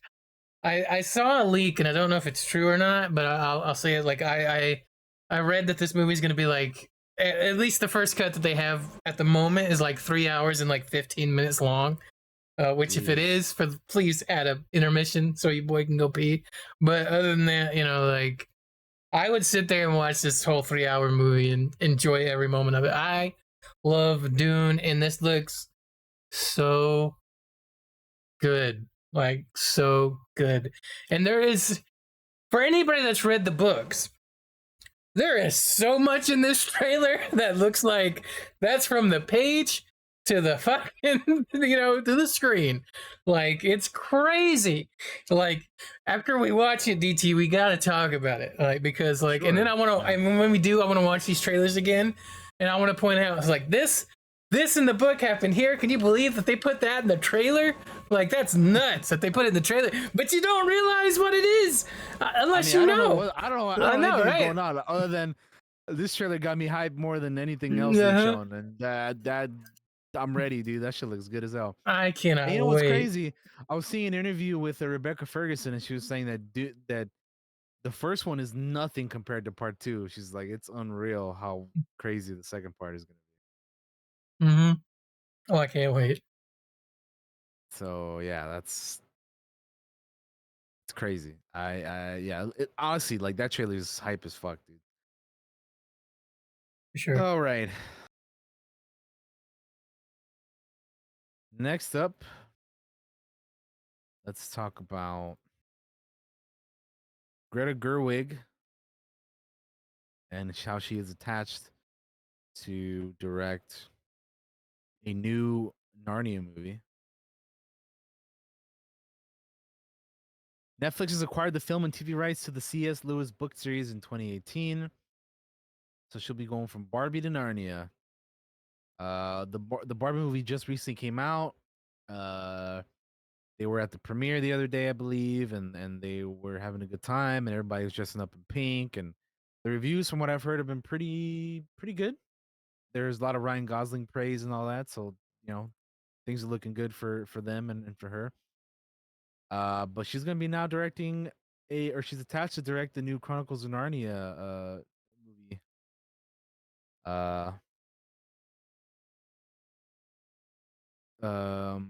So in 2018, Netflix acquired the rights to film and TV for the Chronicles of Narnia book series. And since the 2018 acquisition, there hasn't been any announcements on anything from Netflix on what they're doing. But that could change here very soon with her now being attached to direct this. I don't really have a whole lot of attachment to the Narnia series other than like I remember watching the first movie. You remember like the movies that came out like I don't know 20 years ago or whatever the fuck. Yeah, I saw that first one. I never watched Like the others. I remember watching the first one in the theaters, and then I don't remember. I just know that what's his name was a Prince Caspian or whatever. Yeah. Was Ben Barnes. Ben Barnes. Yeah. He was Prince Caspian in like one of the sequels or whatever. But yeah, I don't remember much about those movies other than like I watched the first one in the theater, and then like that's pretty much it. So yeah, I don't really have too much like attachment to the Narnia series. So we'll see. I mean, I don't know, man. Netflix is kind of like they're kind of hit or miss with some things, right? Hopefully they. I mean, as we always say on here, I always want things to be good. So hopefully this will be good. But well, it's as always, it's a matter of wait and see. Because right now we have nothing to go off of other than the fact that she's going to be doing it. So yeah, I mean, I don't know. I'm the same as you. I'm very indifferent on it. I don't have like a lot of attachment to it. Oh, it never really grabbed me. Like I thought that first movie was okay, but it just didn't grab me like it grabbed some other people, but didn't get me. But yeah, don't want things to be bad. And maybe it'll be good, and be something else for us to all enjoy together. Yeah. That's what I'm saying, Yorko. Is like with them being they're kind of like inconsistent, right? Like some things they do really well, and other things they just kind of, So I don't know. We shall see. We shall see. More misses than hits. Let's face it, they bought the rights so no one else can use them, which is like kind of weird. Like if you're gonna buy something, like do something with it, man. But anyway. Let's check out this trailer. We have Suicide Squad Isekai. Okay. Came out about a week ago, so let's check it out. When you're ready, in 3, 2, 1, go.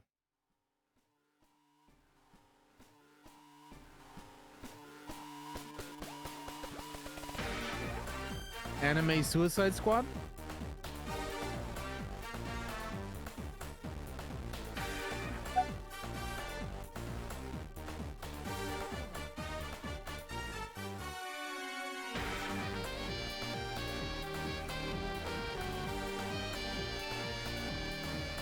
Bro, what is this like persona music going on here, man?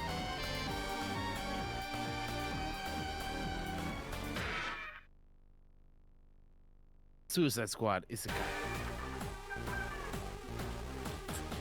This video told me nothing.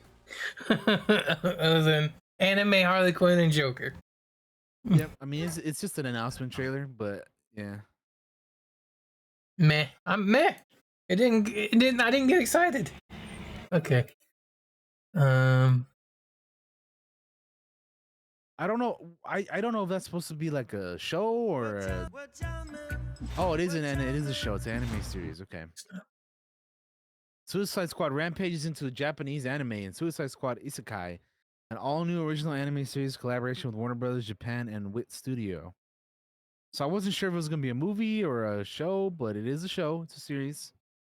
Okay. So I mean, basically Suicide Squad anime. So that's what it is. Okay. All right. Cool. Okay.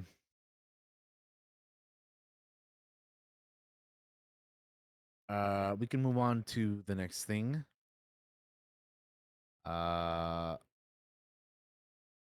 Which is what is the next thing we have? Oh, we have the Bob Marley One Love trailer. So let's check this out. I saw this dropped like I don't know how long ago. Not that long ago. 4 days ago, but I like Bob Marley, so let's check this out, man. It's funny, we just talked about this the other night. I started singing No Woman, No Cry. Shit. Yeah. Love Bob Marley. Let's check it. All right. 3, 2, 1, go. Hope you like jamming too.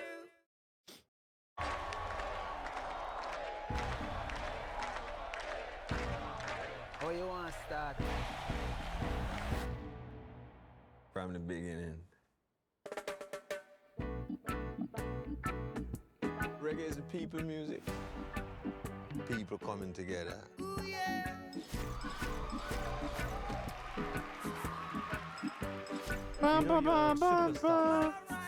Shit, I just remember this might get the fucking copyright claim. Oh, it absolutely is, yeah.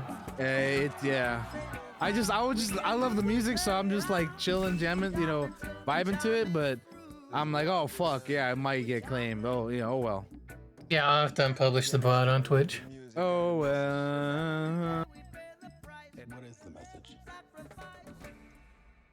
Peace. Oh, life is worth much more than gold. But the guy who's playing Bob Marley in this is Kingsley Ben-Adir, who we have seen recently in Secret Invasion, amongst other things. Don't you fear for your life? So we gonna walk. Next year, it comes out in January, I think.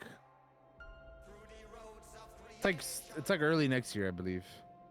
Yeah, January 12th, 2024. That's important to me. Are you satisfied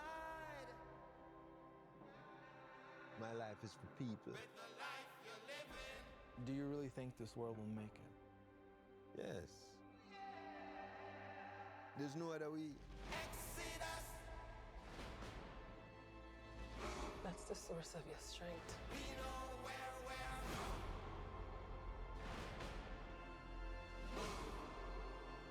We're leaving Babylon.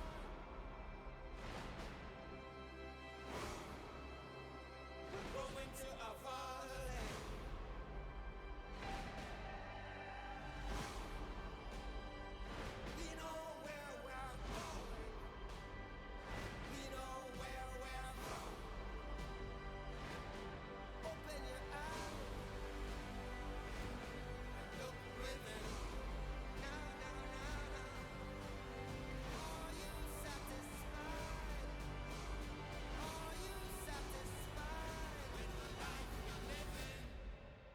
one love, one heart, one destiny. Cool.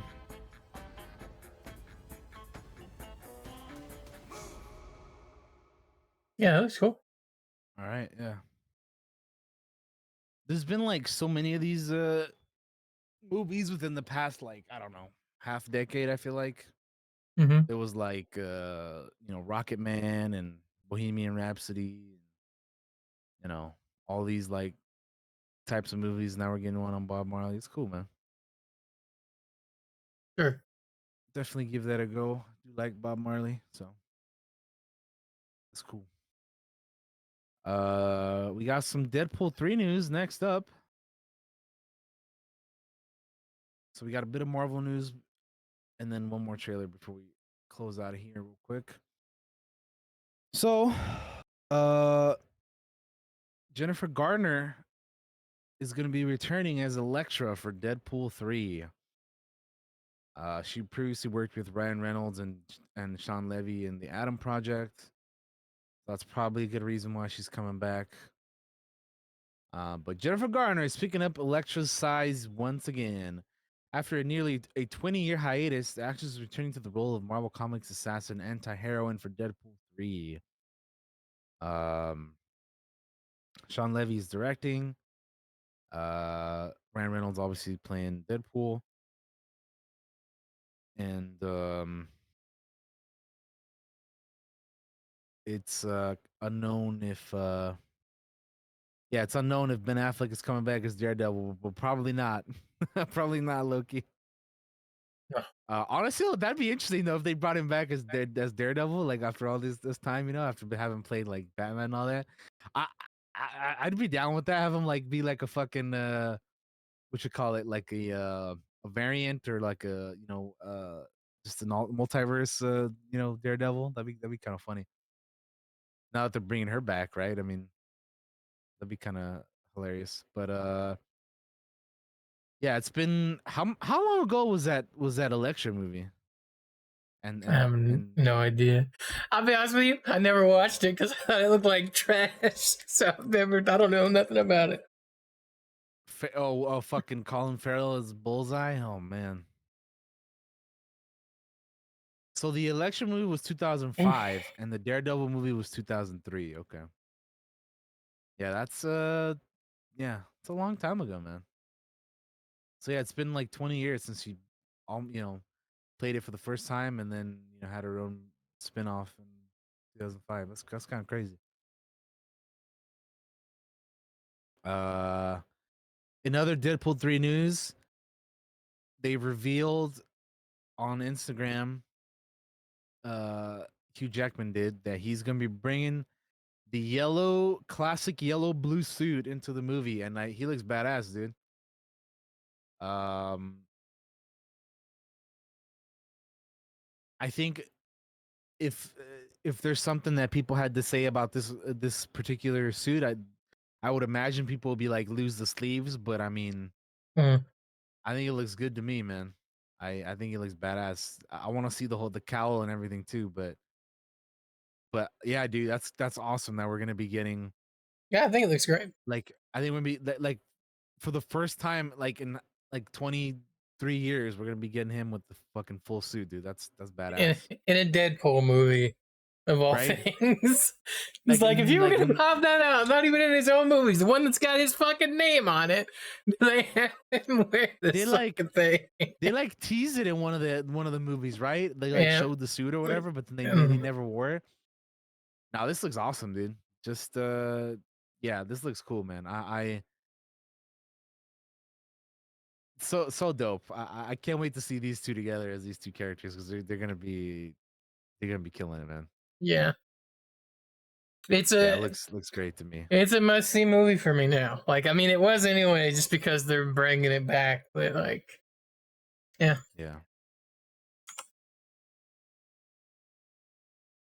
So good shit on that. Cool. Another Marvel thing we have here is that Simu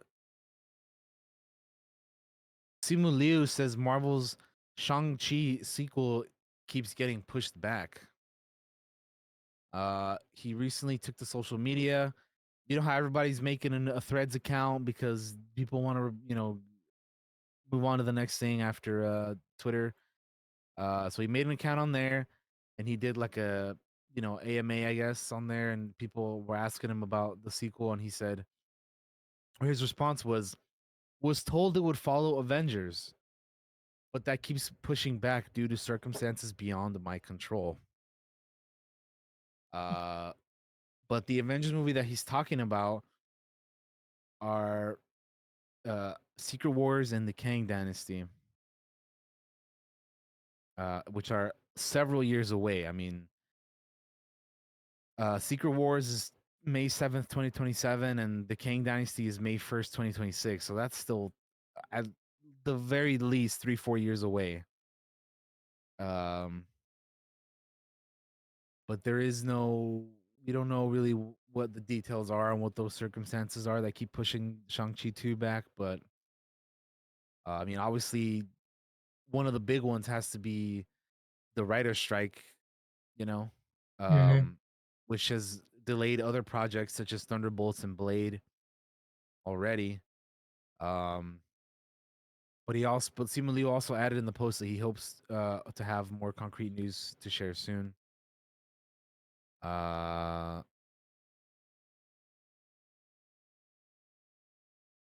But yeah, I don't know. I really like the first movie, so it's kind of a shame that they're not just like already on making a next one, you know? Yeah. Because I the like the first one first was one a lot. so good, dude. It was awesome. I love that movie. It was the first movie that I came back to watch in the theaters after fucking, COVID and all that shit. So yeah, it was I really loved it. I really enjoyed it. So it's kind of a shame that they're kind of just like, we're pushing it back. We're gonna keep pushing it back and all that, but we'll see. We'll see what happens. I really hope they do get on that sooner rather than later, because like that movie came out 2 years ago already, the first one. And if they keep pushing back the second one, then it's like, well, fucking when is that even gonna be, You're guessing Shang-Chi's story needs for certain events to happen before the sequel can be made? Yeah, the 10, I mean, they did tease the 10 rings and all that, and we've had like nothing to do with them since that movie. So I don't know. There's a lot of stuff that's like, this will return at another point, but who knows when that is. Yeah. Yeah. And then yeah, the rings too. Yeah, the actual rings. Yeah, I don't know. We'll see, man. The last thing we have here, Josh, if you have nothing else to add on to that. I do not. The last thing that we have to contribute on that, we have one last trailer to watch, and it is Joaquin Phoenix's Napoleon. So let's see how this is. I have not seen this. This dropped earlier today. Have not seen it yet, so we're about to check it out right now.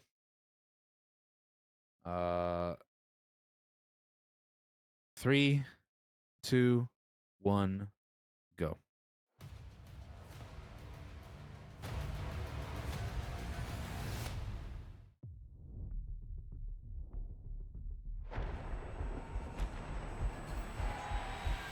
France, 1793. In the streets. We must make an example, or France will fall. What would you do if this assignment of defense was transferred to you?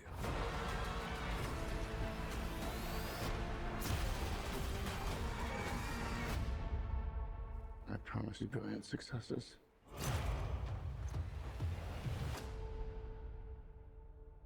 Yeah, right, York? I was just thinking that too. I'm like, it's funny that I'm currently playing Assassin's Creed Unity, and now we're watching this. Costume you have on. This is my uniform. Oh, is that fucking Vanessa Kirby? I led the French victory at Toulon. She's great. I think that is her. What is your name? Napoleon. As the course of my life just changed. Nice. Napoleon. I'm destined for greatness. But those in power will only see me as a sword. I suggest you take the throne as a king.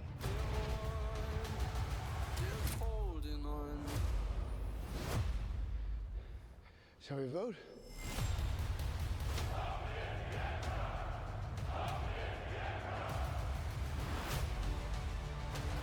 This vermin has held the world hostage with his egotism and his lack of simple good manners.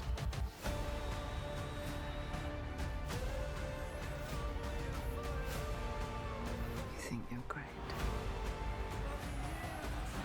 You are just a tiny little brute that is nothing without me. All of Europe is uniting forces against me. What's the outcome of this if you don't succeed? Your Majesty, we are discovered. Good.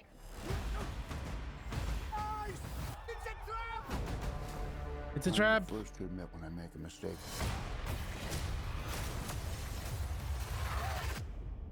Damn. I simply never do.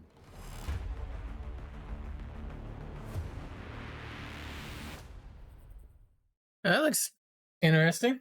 I'm interested in checking that out. Exclusively in movie theaters on Thanksgiving. Okay.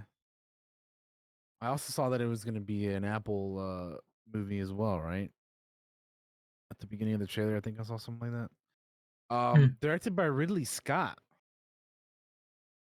And yeah, Joaquin Phoenix, Vanessa Kirby. Cool. Yeah. Yeah. Yeah, it does look good. It'll be on Apple TV after a while. Gotcha. Okay, that's what it is. Cool. All right, yeah, that looks good to me. I mean, I like Joaquin Phoenix and damn near everything. Also, when he put the crown on, he was walking around. It reminded me of fucking Gladiator, dude. You know, because he's. But yeah, nah, I like him in like damn near anything he's in. Same. Yeah, he's great. Joaquin Phoenix is great, man. So, yeah, we'll be checking that out when I get the chance as well. You know. Same. But yeah, that's our movie news, guys. That is and actually that's all of our news for this week. We have made it through. That's 2 weeks worth of news. Some of that was a bit older than some of the other stuff, and some of that was fresh from today. So Indeed. there you go. Bit of a variety in there of things. But I think we'll take a quick break and then we'll come back, right? Yep. What do you think? That's what we're going to do. We're going to take a quick break, guys. We'll be right back. We're going to do some world building, some multiple choice with DT. We'll see what he picks. Don't go anywhere if you like world building stuff. It's going to be fun. If you like tabletop, it's going to be fun. We always have fun doing it, so don't go anywhere. We'll be right back after this. Be right back. All right, guys. We're back with the second part of the Clockwork Cantina. We are going to be talking. You can hear baby talking. Some D&D world building part 9. I have some decisions for you, DT, to make on which book we're going to dive into, and I'm going to leave it up to you. Okay. I'll tell you what each one does, and then you can make your decision on what we want to do today. So, I have at our disposal the thing we used last time, which is we did Worlds Without Number. Courts, I believe, is what we did. So we went through and we did or added a bunch of courts to the world building sheet, and motivations, major figures, minor figures, the whole deal. So we can go back to that book and mess around with like some wilderness stuff. They have some stuff in here for like encounters and stuff. We could build up like a little wilderness thing. If we want to. So that's an option. I also have the book by Kobold Press called Campaign Builder, Cities and Towns. So we could build a city or a town. I haven't looked at that book at all, but we could dive into it a little bit. Okay. And then I also have, this is a thing I kickstarted. It is not out yet. Called the Session Zero System. I have the playtest for it. We could run through it.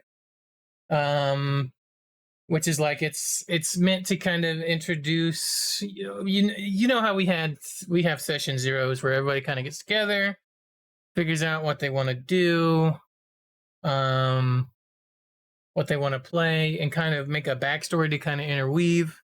This is a game kind of built around that. It's not complete yet, but we could mess around with that if you want.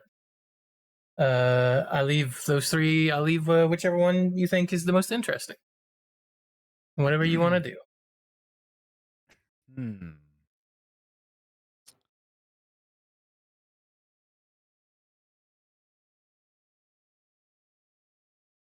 Let me look at our Clockwork Land spreadsheet. Yeah, I have it open as See well. what we what we have here to kind of maybe determine what do here. Let me see, where is this thing? Clockwork Land. No, that's not the one. Clockwork Land. There we go. Okay. So far, if you guys have been keeping up with all 8 episodes, and now this is the 9th one, we have setting information. We have 2 starting areas for two different areas. We have factions. We got bad guys. We have some quests built. We got some politics of some things. And then we got the courts, familial courts and criminal courts and religious, aristocratic, business. I think we made one for like each of the different ones that you had for that. And that was pretty fun. Yeah, that was cool. So, what should we do next? That's a good question. I feel like with the city one would be kind of cool, but we already kind of have some starting areas, so I don't know. Well, we could put the city thing goes deep. I looked through it, like I looked at it a tiny bit, and so it'll be like, so we have a starting area, right, and we have a little town. For I'm looking at the Caval, I believe is what I'm looking at here, or the Jokara, either one.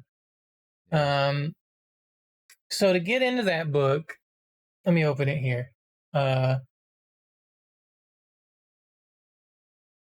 It goes into things like what's the city's age, and then it breaks down each of those and what that means. What is the primary function of this city? Like it'll be a table that we can roll on. What kind of trade goods? Tourism, trade hubs. What type of goods are in this region to trade? How big it is, population, size, region, type of like it goes in pretty deep on all of that. Okay. Magical features.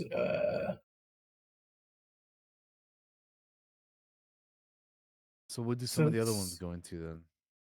So the Worlds Without Numbers book, we could do like the wilderness. So we could plan out like a forest or something and put some encounters, some monsters, and then some tags. I think we have tags in the in the courts section here.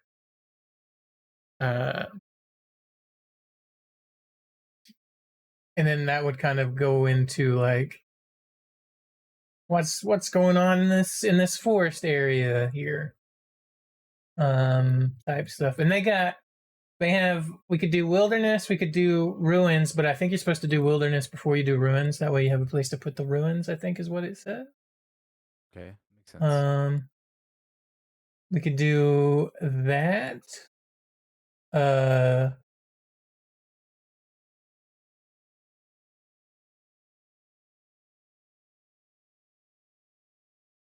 Oh, actually, yeah, you do the ruin before the forest. I got those backwards.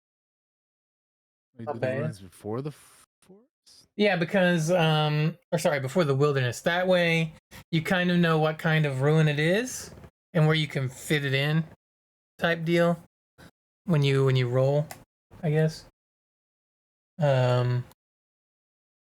Which it doesn't go as deep. It'll just be like a series of rolls that are kind of like how we have our courts.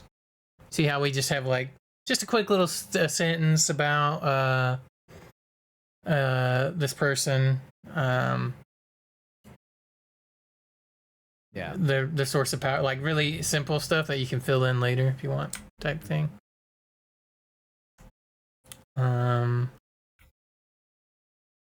And then the other thing is more for like when you play a game, the session zero system. So I think that will probably not end up getting used. It'll probably end up being the cities or the worlds without numbers book. But it's up to you, bub. Whichever one you want to hop into.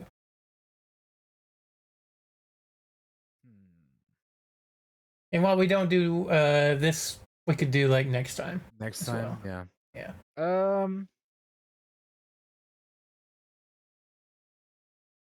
All right, let's do the ruins in the wild. In the wilderness. Okay. Yeah, let's do that. All right. So this book, the book we're using is World Without Numbers. You guys can go get this book. I'm not gonna share it in chat with you or anything, but go check it out. It's pretty handy. We used it last time we played. And it says on the ruins page, there's hardly an adventurer alive who doesn't like to explore an ancient ruin. So it's inevitable that you're going to be producing your fair share of crumbled keeps, Stygian tunnels, and sinister lost cities. The adventure creation tables that start on page 234 can help you flesh out the details of these adventure sites. But you need to have a general framework in place before you can use them effectively.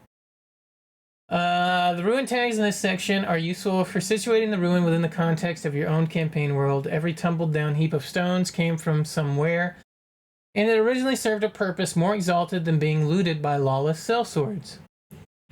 The one roll table opposite allows you to create this context for an average fantasy world ruin. The results are generally applicable to most settings and can be flavored or tweaked to suit your own campaign's particulars. The following pages include specific tables for six major prior periods of history. While the details provided in these tables are specific to the campaign setting, you can just as easily loot their themes for your own world and use them as models for ancient civilizations in your own city. The key to building interesting ruins is context. A random magic hole in the ground with assorted creatures in it, is difficult to justify in most campaign worlds. Even if there is some conceit that makes it a normal sort of event, the sheer untethered randomness of it makes it very difficult for a GM to flesh it out in an interesting and engaging fashion. Of course, very few GMs have the time or energy to brew up a half dozen ancient civilizations that are relevant to their current campaign, only in their architectural leavings. Fortunately, they don't have to. All you need is establish is what the structure was originally meant for, how it ended up ruined, and who, if anyone, is using it now. The name and particulars of the original creators don't need to be established if it's not convenient. Just knowing that it was a border garrison is enough to tell you how you should design its architecture. Knowing that it was overrun by barbarians tells you what kind of damage it should have suffered and what sort of detritus and leavings might be left from that age. Knowing that it's currently a shrine to an obscene faith tells you what kind of inhabitants the PCs are going to meet if they go there, and what modern decorations might exist. Any further details can be conjured as necessary. All you really need is a basic functional context. So that's what we're gonna do. DT. So let's make a new tab here. And I'm gonna rename it to Ruins. I'm gonna put Worlds Without Number here. PDF. Boop. Okay. One roll ruin generation. These tables can be used for general fantasy settings, as they include nothing special to the latter Earth, which is I believe the setting they use in this book, but you can use them however you see. If you have ruin and aren't entirely sure how to characterize it, a single throw of 6 dice will give you the basic outline to develop. To this basic framework, you can add a pair of ruin tags and tweak the rolls to mesh accordingly. Some results might not make sense for your intended use for the run. You can pick different options in that case, or spend a little time thinking about how the roll might be the actual truth, and thus conjure up a suitable explanation. Fully detailing the entire ruin and the kind of combat or exploratory challenges that could be found within involves a tool starting on page 234, so that'll be later on. So, first things first, what do the locals think of the ruin? Oh, I can't type. Think of it. Do the locals think of it? So DT, if you do, you want to roll for this, or do you want to? So I'm thinking though, also where are these ruins going to be, because we have like multiple starting points. Mm-hmm. So I'm trying to decide if I want it to be in the Caval starting area, which I think makes. Would it be in there? Would it be in the? It might be easier to decide after we figure out all the other stuff. Well, that's up to you. That might help inform you of what you're thinking. So let me zoom in here so the audience can see a little bit better. That is not what I meant to do. Bold. So what are the ruins? What do the locals think of it? DT, do you have a D6 handy? And if you do, give me a roll. D6. Let's roll it. Here we go, and 4. 4. It's considered someone's private property. It's considered. Let's copy pasta instead of typing this out. Let's do that. Save time. So. Next up, and we can change any of these, DT, if you don't, if you're not crazy over any of them. It's our world. You can do whatever we want with it. Sure. How did it become ruined? How did it become ruined? So for this one, I need you to roll a D8, not a D6. D8. Okay. Or if you think of something that you want, you don't necessarily have to use the book. Sure. Totally up to you. I'm gonna roll it just might give you an idea. Get an idea, but I think I know off the top of my head what I think. I'm gonna roll it just to see if there's anything that's like cooler or more interesting than what I have in my head. I got you. But if I don't like what we roll, then I'll just tell you what I'm thinking. But okay, you said got you. D8. All right, ready? Roll Yeah, I'm ready. 6. A plague or curse made it uninhabitable. Okay, I was usually so my original thought was that maybe some kind of like ancient battle or something. It was a part of like a battle site, of an ancient like war or something like that. But you said a plague. Here's the thing. You could combine this, right? Like you're thinking ancient battle. The roll came up plague or curse, but people could think it's cursed because of some tragic event that happened in a battle here. Like you could combine that if you wanted to. I think that's kind of cool. I think we should. I think that sounds cool too. Yeah, I think we should combine that. Yeah. How did it become a ruin? An ancient battle has led to this ruin. It was like the ground site of an ancient battle from ages ago, and now people are thinking it's like cursed or something along that like. And then that leads me to another idea that maybe, well, it's supposed to be somebody's property, huh? But what I was thinking is maybe there are like actual like let's say you're playing this in a game, right? You're like the enemy type you would encounter here. I'm thinking is maybe like actual like spirit soldiers from the battle or something like that, maybe. But I'm sure we'll get to that. But yeah, what's the next thing we got? Let's I'm gonna write it down in here. Possible haunting, just so we have it and don't forget in case we want to do it. I'll Just put an that in idea column B. as we do this stuff, because Yeah, as you guys know, when we do these world building episodes, Josh will be like, here's this and this, and then that'll lead me to the next thing and the next thing, and it just kind of gets the hamster wheel in your brain flowing, you know. that's But why I like doing them. It makes you think. anyway. Blundered. I can't type today. Why hasn't it been plundered bear yet, DT? You can roll a D10, or if you have something that gives you like, why haven't people plundered this? Let's see. I will roll it. Let me see a D10. D10.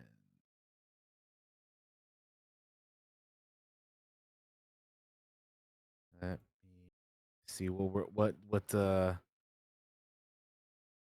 roll we're gonna get here. Yeah, All right. I'm genuinely curious. Let me roll it.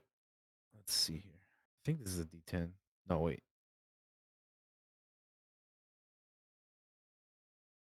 All right. Let's do it. Ready? I'm ready. 8. 8. I actually don't like this answer, but I'll leave it up to you.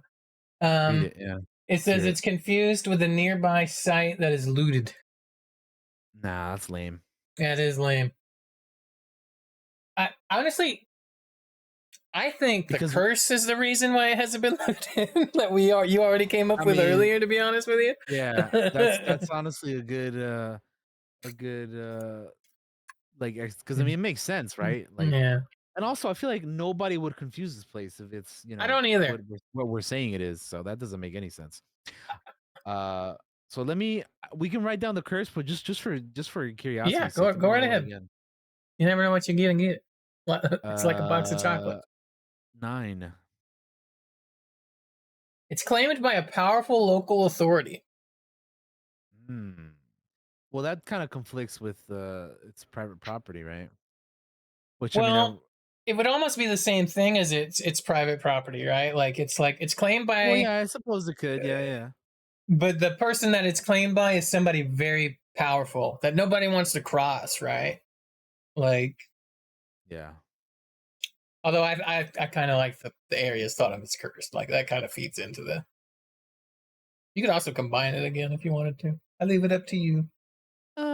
Honestly, I think just the fact that it's cursed will probably push people away. So I think we just leave that one like that.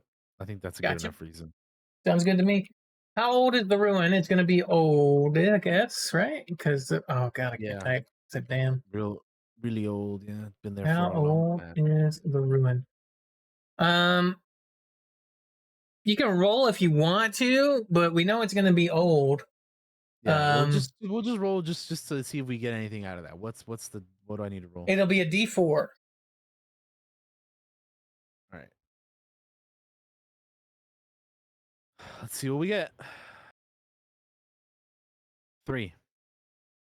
Part of a known prior nation or a political entity, I think is what it means. Validity. Okay. So I'll tell you the options on this table. 1 is very fresh, ruined within living memory, which it's not that. That's not going to be. 2 are generations old at the least. 3 is part of a known prior nation or political. And 4 is belonging to the unfathomable past. That probably sounds the most accurate to what we're trying to go for. 4? Yeah. Yeah. Let's go with that. Makes sense to me. All right. What basic kind of ruin is it? That'll be a D12, sir. D12. Okay. Let me get that here. Let's roll this some bish.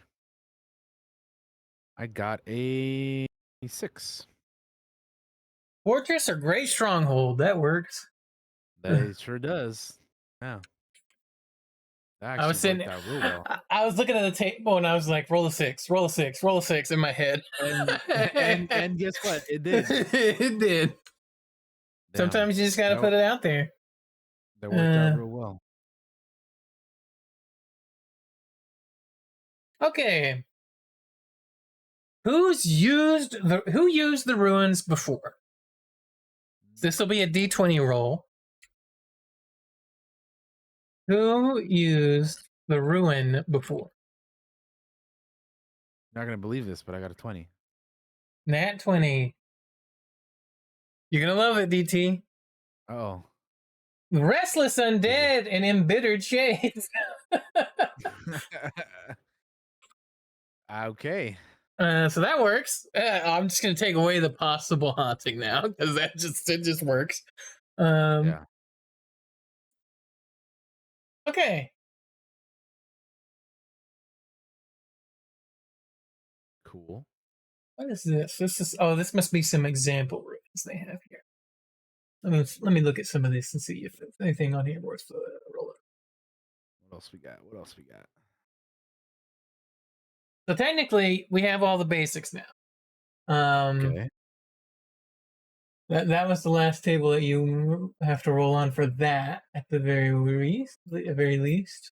Yeah, I don't think we need the rest of it. Okay. So those are the ruins. All right. So we have a couple more ruin things. I know we got to roll 2 tags, and I'm going to read what those do. It says before a GM can use the tools on page 234 to start building the individual places, foes, and treasures within a ruin, they need to have some idea of what the ruin is like and the overall theme of its contents. A pair of ruin tags from the list below can serve as the start of the process. Pick or roll 2, mix them together, and use the results to inform your later development. Okay. For most of the tags, the enemies listed can serve as inspiration for major foes within the debris, or overlords who have cowed the other inhabitants of the ruin. The friends are usually NPCs who would have a particular interest in the ruin, or potentially friendly ruin inhabitants who could act as guides, interpreters, or dungeon dragomons for the PC. If the PCs need a hook to direct them to the ruin or a friendly face with it to discourage them for immediate assumptions of universal bloodshed, a friend can lead the way. Ruins are generally defined by their loss of former utility. A ruined city is no longer inhabited, a ruined fortress is no longer a point of defense, and a ruined palace is no longer occupied by human royalty. Whatever the place was originally meant to be, it no longer serves that purpose. The ruin tags can help detail the earlier tables and add more specifics to its historical fall or slow, inexorable decay. Just because the ruin is no longer used as it once was, however, doesn't mean that it has no use at all. The architectural cast-offs of countless aeons of humanity often find use as dwellings or strongholds for non-human creatures, or sanctuaries for bandits and outcasts from more peaceful surroundings. Ancient infrastructure or moldering fortifications can still find new life in the repurposing that a band of raiders or a sect of persecuted cultists can make of it. Of course, the natural hazards of the environment often do away with such interlopers, creating the potential for multiple layers of past inhabitant and use. Ancient treasures might date from more than one era, and the plundered of a lost ages bandit might be mingled with the modern possessions of hapless, now dead refugees. So this is a D100 roll, DT. So you can roll, like if you have a D10, you should have 2 that look the same. And one will be the percentile, which will give you the number, right? And then the other one will give you the single. And they look like that. That's the D10. And then this is like the percentile. With like the 2. Yeah, with the double zeros, yeah. The double numbers, yeah. So you just roll both of those and then tell me what you get. It'll be like if you roll a 90 and a 9, it'll be 99.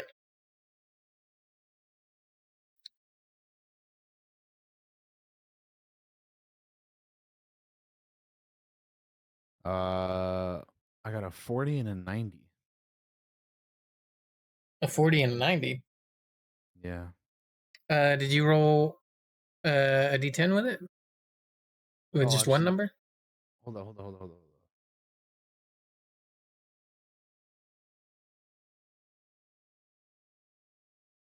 No, I rolled the other one. Not. I mean, I Oh, did I not got roll you. the I other got you. one. Is what I meant to say. I got you. So you want to roll Okay. like the one with the 40 and then the one with the 10. Yeah, I got you now. Yeah, Alright, so I I'm got gonna you. roll both of these. I get confused on the percentiles too. I often used to use the digital roller for this one. So we got a 10 and a 5. 15. One of the tags is decrepit structure, which makes sense. It's a fortress that's falling apart. I'm gonna put tags. I'm just gonna bold that and put decrepit structure, and then give me one more roll like that, DT. All right. And the idea of tags is like it's just meant to give you like an idea of what could be going on here. Like it's a decrepit structure, it's falling apart, and things like that. 50 and 2. 52.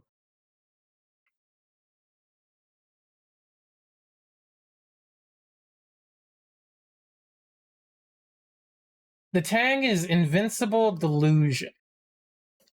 Huh. I don't know what that would actually mean for this. Invincible Delusion. Okay. To be blunt. Sounds but intriguing. it does give me an idea. Though, DT, if it's okay with you. The idea is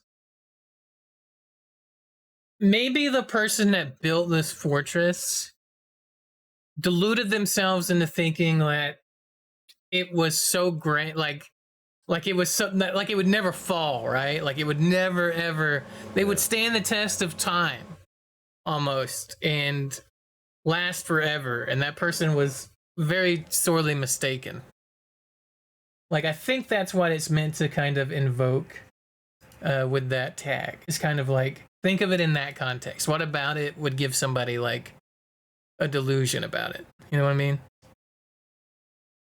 Yeah, I mean honestly, that makes sense to me. Like they constructed it thinking it would be like the greatest thing that would never fall, and then eventually it did, and here we are. Yeah, no, I like that. That works. Because I mean, I was trying to think of what the hell Invincible Delusion man. I'm like, huh?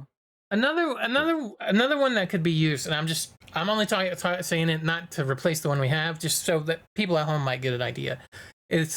When you get keywords like that, it's like maybe the person that was defending it, like we had this ancient battle, right? Maybe this general was like, if we set up here, nothing's gonna stop us, right? Like, and he deludes himself into thinking as long as he is in this fortress, like nothing.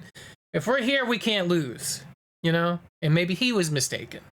There's a lot of ways to kind of go with it, like, and I think that's kind of like what the tags are meant to invoke, is just to kind of give you like, it's very vague, so you can fill it in how you want.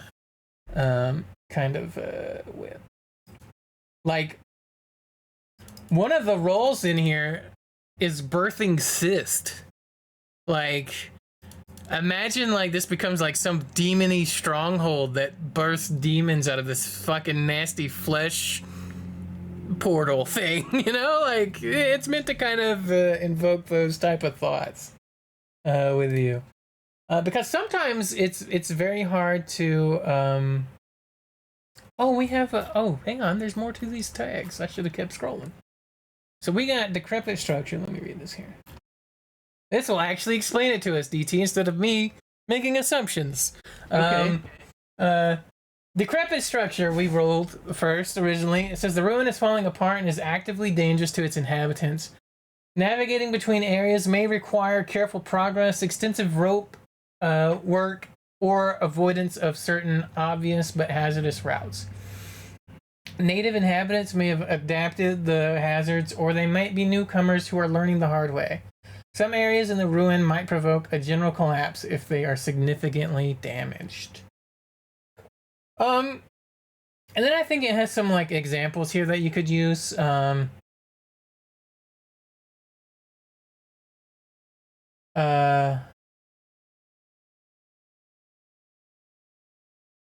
Like refugee. Wait, I don't really like these choices they got here.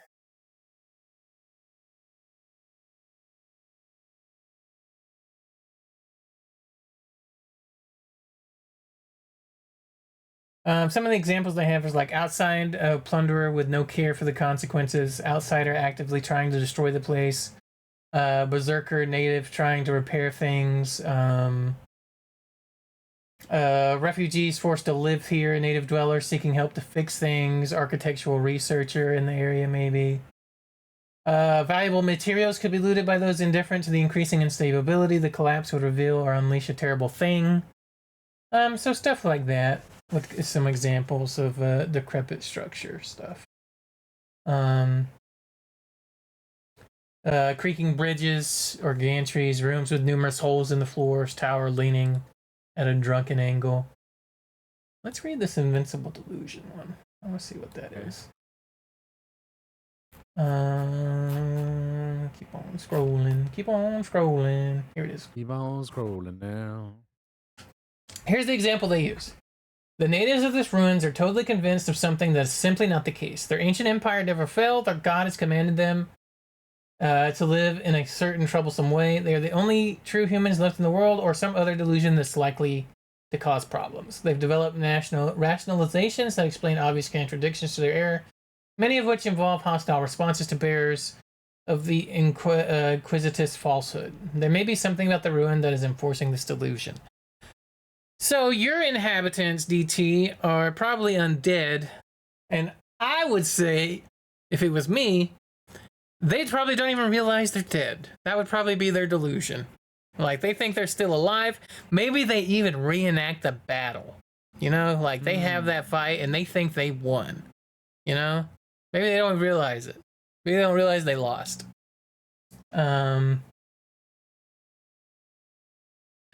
So it could be something like that, even. Although I think my earlier assumption also works. It's, yeah. Or if you think of anything, we can put it in, whatever you want. I'm gonna read that fucking birthing cyst one. I'm like curious to what it says. Because that one's got to be good. Okay. Birthing cyst. A horrible thing is growing in the ruin and will eventually erupt into some catastrophic peril or awful creature. The ruin may have been originally designed to facilitate this thing's creation, or it could have been infested or perverted by some outside power. Oh my god, I got such a good idea for if we had this. Right? Maybe it's an ancient dragon egg, right? And they never knew when it was going to hatch, so they built this fortress up around it to protect it. But then this battle happens and it falls all apart. And it becomes corrupted. It becomes this undead, evil, lich necro dragon that's born here. Jesus. Oh my god. Such a good idea. Horrible. Too bad we didn't roll that one.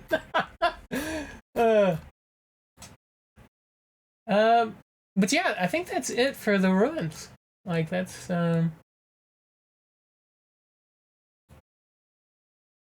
it. Yeah, we move on to wilderness after that. All right. Well, let's do the wilderness. Let's see what we get. I'm gonna write down ghosts maybe don't know they did. Okay, yeah. You can also the battle reenactment sounds interesting too. Yeah, I'll put battle. Maybe they reenact battle.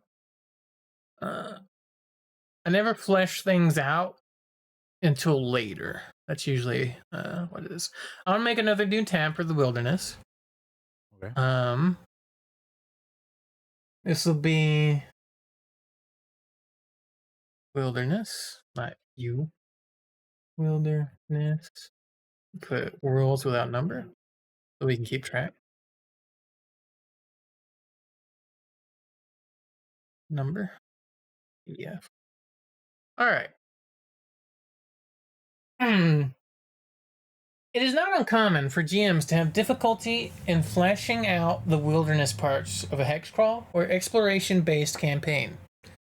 We did this with West Marches, right? Which was you guys were going out and exploring this unknown land, right? And I had to put interesting things for you guys to find and explore out there. It's actually really fucking hard sometimes to think of really cool things to keep you interested, because otherwise you're like, we're just rolling through, we'll just fast travel over these hexes, right? You gotta put something interesting every once in a while. So this is meant to kind of help fill that out. It says, one forest tends to look a lot like another, and there's only so many times one can go to the well of inexplicable magical effect randomly occurring here, before it starts to get a little stale. Rural villages, lost ruins, and other social or dungeon-esque points of interest can dot the countryside, but without something interesting in the spaces in between, mere distance fails to provide much useful adventure grist. Wilderness tags can be used to help spark a GM's creativity and develop some worthwhile points of interest for their wilderness maps, or daring forays into the unknown. When designing these points of interest, a few general guidelines are helpful. A popular default scale for a wilderness hex map is 6 miles per hex. It's enough space to get lost in, but small enough that the determined party can reasonably search in for points of interest in a day's marching. If you want to emphasize the interest of exploring a wilderness rather than focus on some other adventure, you might roll a 1d6 for each hex and put a point of interest on it on a roll of 1, or the larger range of results if you're feeling generous. For the point of interest, you should roll twice on the wilderness tags to get a pair of tropes you can synthesize into a usable result. Make sure to tie your work together as you go. Recurring NPCs, current struggles, or shared history might be reflected in multiple points of interest. Don't try to turn each point of interest into a full-fledged adventure-worthy site. You'll exhaust yourself in short order if you try to do that. Instead, give each point a couple of sentences of rough description and leave it at that until you've fully populated the part of the map that the PCs are expecting to explore for their next session. That's called prep work, right? It's meant to save you time. Like, the Whispering Forest. I think I had a forest in, and this is I'm gonna spoil Frozen Decimation here. I'm gonna let you guys peek behind the curtain of truth here for anybody that's aspiring DM, because you look at it and you think, man, I wonder what's in there. I wonder what he's got prepped. The truth is, there's nothing prepped until the party wants to go there. You know, like, there's obviously parts I have prepped that the party is like the history of the land, right? Like, here's the royals, here's some politics stuff, here's some NPCs, right? That's prep. But interesting points of interest on the map don't usually get filled out until the party wants to go there, right? Because otherwise, you would never play the game. You would just world build forever, because and here's the other thing. The party might not ever go there, and all that prep time would be wasted, right? Like, that's the thing. So you might see, like, where I have the Axvaklin Empire, or something like that. For the most part, I know dwarves inhabit it, but other than that, I don't really know how they're doing. You know, just to give you guys a little peek behind the curtain. And so most of that stuff kind of either is like if the party asked me what's going on there, or asked a historian in the game, for example, I would probably off the cuff come up with some details and write it down, and then fill it in as they went there, for the most part. So yeah, a thing doesn't exist until the party wants to go there. Saves time. You might have a rough idea. You might have a cool idea and know what's there, but for the most part, a lot of that stuff you leave blank. Oh, that doesn't ruin the sense of wonder and excitement of seeing a point of eye on a map somewhere. It's gonna get turned into something cool. It's just, you just have to want to go there. Because I mean, like you said, you can't plan out everything because It's you know hard. you may never go there, and that's a lot of Mm-hmm. planning to build out a whole world. To you know, it's a lot of effort to put into something that may never be seen or used, or you know what I mean. So I get Mm-hmm. that. And lore in tabletop, I should say, is generally more for the DM more than the players. As weird as that is to say, a lot of players. This isn't every player, obviously, and there are exceptions to the rule. A lot of players are more interested in, I want to kill things, get loot, and get experience and level up. Right? Not a lot of people necessarily care who Ronan Suntalon's ancient grandfather married, and had kids from a previous relationship and all that lore stuff. The vast majority, I would say, of players don't care about that. But you as the DM might care about that because it helps you establish things. So lore is in most cases, and generally a lot of cases, is for the DM to enjoy. Yeah. So, like it even says in the book, you'll exhaust yourself in short order if you try to do too much at once. Yeah. So moving on from that, I hope that's some advice for you guys. I hope you got something out of that. Then go through and pick a handful of points that you intend to turn into a full adventure-worthy locations, no more than 3 or 4 at the most. Use the tools in the adventure creation chapter to flesh out these points. So we'll probably come back to this in a future D&D world building episode for the ruins and the wilderness. How long does it take to build up one of these? The wilderness? Yeah. It'll probably be about the same as the fortress. Pretty quick. Okay, well we can do all right. Let's do it then. Yeah, we can just roll and then we fill it out later. Right. Like we'll come back to it, is what I'm saying. So if you guys want to, if you want to do this, let's do it. We'll do some encounters. Let me read this here. Well, she's only got some this point. People provide suggestion for normal human, non-human, safe picture species for humans.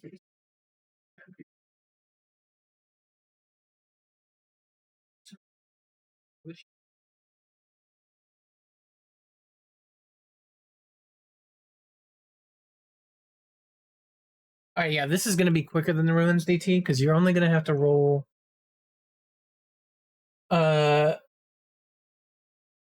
like what kind of encounters are here, and then a couple tags. Like that's literally it. You only roll like 3 things, I think, is how I'm understanding it. So what do you think is here? Do you think there's human encounters, non-human, sapient encounters, beasts and monsters, and then and then what's happening with beast or what's happening with the sapient? So the first one you want to pick is human encounters, beasts and monsters, or non-human sapient encounters. Which of those 3 would you think is in this wilderness area? Totally up to you. Okay.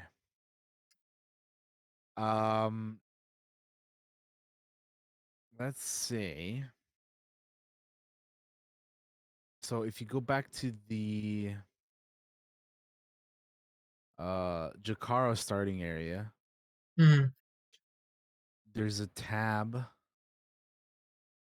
in the Everyone in My World Knows ghouls lurk in the old necropolis, right? So I had the idea that maybe the ruins could also, like, we can connect like the necropolis and the ruins and that whole area with the wilderness and all that could all kind of be like in the same direction. So let's say there is like non-human creature. I'm also thinking like you can be like beasts and stuff too, right? Like just wild animals. Yeah. This is just encounters. So we'll probably roll on the table multiple times. Like probably like 3 times, right? That gives you 3 encounters of things going on. Okay, so let's what do I need to roll? It'll be a D12 so you're thinking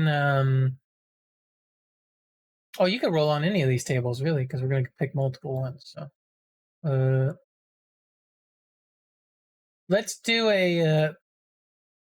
And they're going to be pretty vague. So, you want to do a Beast of 9? Monsters table? You want to do that Yeah. table? Yeah, I got a 9 for my first roll. Okay.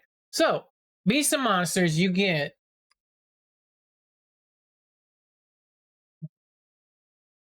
9, a flying monster or beast of some kind.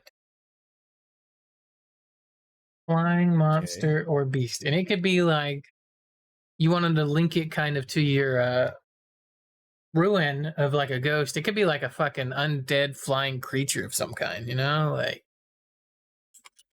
if you want, it's meant to be vague for you guys to figure, like, kind of, you don't even have to name it or anything right now. Like it's just like an idea of what's here. If you want to do another D12 roll DT, Yeah. what else is going on in the wilderness around this ruin? Let's do I got a Mhm. I got a 7. A 7. Do you want this to be a human encounter, a non-human sapient encounter, or another beast of monsters? So right now we just did a Beast of Monsters. Monsters roll. Yeah. So I think another non-human one. Non-human. Okay. What was the other option again? Sorry. A human encounter or a non-human sapient encounter. Whichever one of these off this table will be your 7. You can just pick either one. Do the second one. The non-human? Yeah. Okay, it'll be... So what it is non-humans chasing a human escapee. So the way to probably be like maybe there was a hapless human just traveling along the wilderness here, and then they got attacked by a bunch of zombies or something, right? Something like that. Yeah. Non-human. I'm also thinking maybe somebody that tried to like sneak into the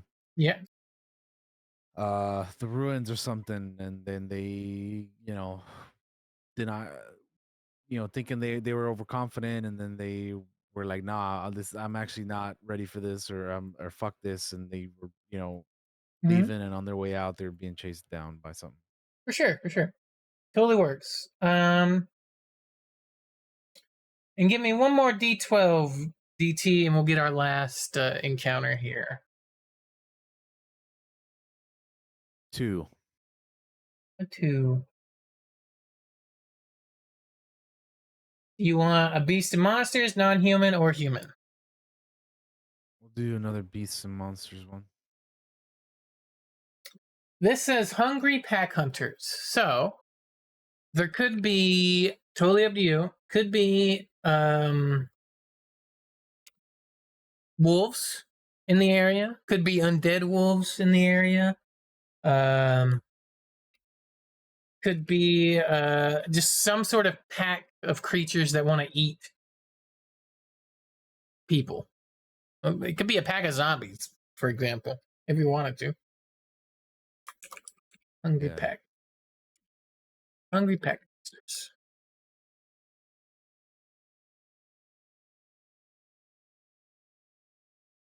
I don't think we need to do that.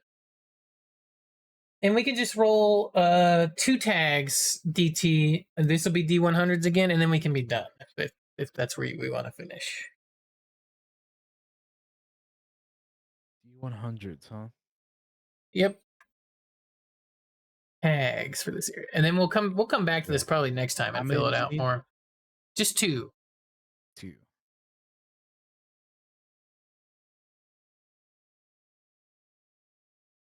got a 60 and a what the hell? Hold on, I gotta roll it again. You're good. You got a 60 and a 70. Okay, we have a nomad camp of some kind in the wilderness, which sounds crazy. And then a 70, you said? Yes. It says precious game. Oh, I guess some sort of creature. What it be made? Yeah. Let me read what this actually is to give us an idea. Nomad camp is a regularly used nomad camp in the area, a stopping place for them and their kindred. The site likely has water, a defensible position, or religious significance to them. Depending on the time of year or current raiding activities, the camp might be empty, but any random day presents some chance of a group of them seeking shelter here. Wandering encounters in this hex might very well be with such nomads. Okay, and then precious game will be something rare. Some native fauna here is remarkably valuable either for the sake of some magical blessing it grants its captors or for the benefits its flesh, pelt, or magical organs can give. Other game may be ritually important, such as such an animal that grants some ruling legitimacy to a successful hunter. The animal itself is probably either highly dangerous, highly rare, or carefully game kept by some outside power. Has escaped extinction thus far. That's kind of cool. Okay. Oh, I thought I put this. I was scrolled down. I didn't mean to do that. It's supposed to be up here. God damn it.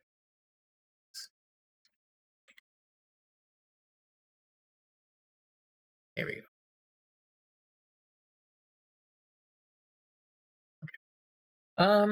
And DT, we can stop here, bud, if you are okay with that. Just some quick ruins and wilderness that we will revisit next time because we need to populate it, and that will take longer. So I don't want to.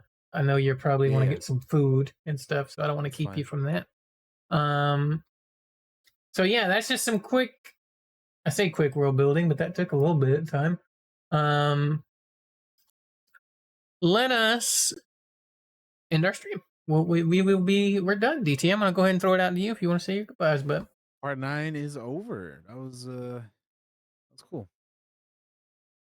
Thank you guys for joining us. For another episode of D&D World Building. This is part 9. Next time we're going into the double digits, man. We're going to part 10. That's crazy. Oh yeah.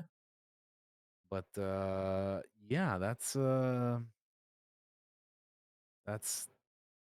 crazy. That's cool. How much we've done in like I don't know the past couple of years we've been doing this. Mm-hmm. Pretty damn awesome. Looking forward to the next one already. Coming up for me, like I said, I'm doing more Assassin's Creed Unity on streams. I'll be playing more of that tomorrow, so check that out. There'll be playthrough will be going up on YouTube shortly. Go follow me on all the things. What else? Yeah, I don't know. Just stay tuned, and we'll keep doing more things, and I will see you guys next week for the next episode of the Cantina, which we're gonna be reading comics again. So keep an eye out for that. That's gonna be fun. If you guys are curious what comics we're gonna be reading, read the Teenage Mutant Ninja Turtles: The Last Ronin from 2020. That is what we're gonna be reading. Not as many issues as the Authority, so don't worry about that. But that's what we're gonna be reading, and we will be back to you guys next time because I've been wanting to read that one for a little bit. So we're gonna do that next. But yeah, read that, and then you can join us next week for the next episode, and we'll all be able to talk about it and discuss it. So yeah, thanks for joining us, guys, and I'll see you over on the next time. Bye bye. Peace out. See ya. All right, guys.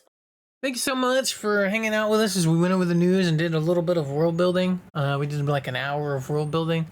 I look here. We're like the podcast is going to be like exactly 3 hours, so it's pretty awesome. Make sure to follow me on all the things. I plan on continuing Final Fantasy 16 tomorrow. It'll probably be early streams. Probably like, I don't know. I may start at like 8 a.m. and just go for as long as I can. We'll see. Because I need to make up some progress that I've lost. So make sure to stop by tomorrow.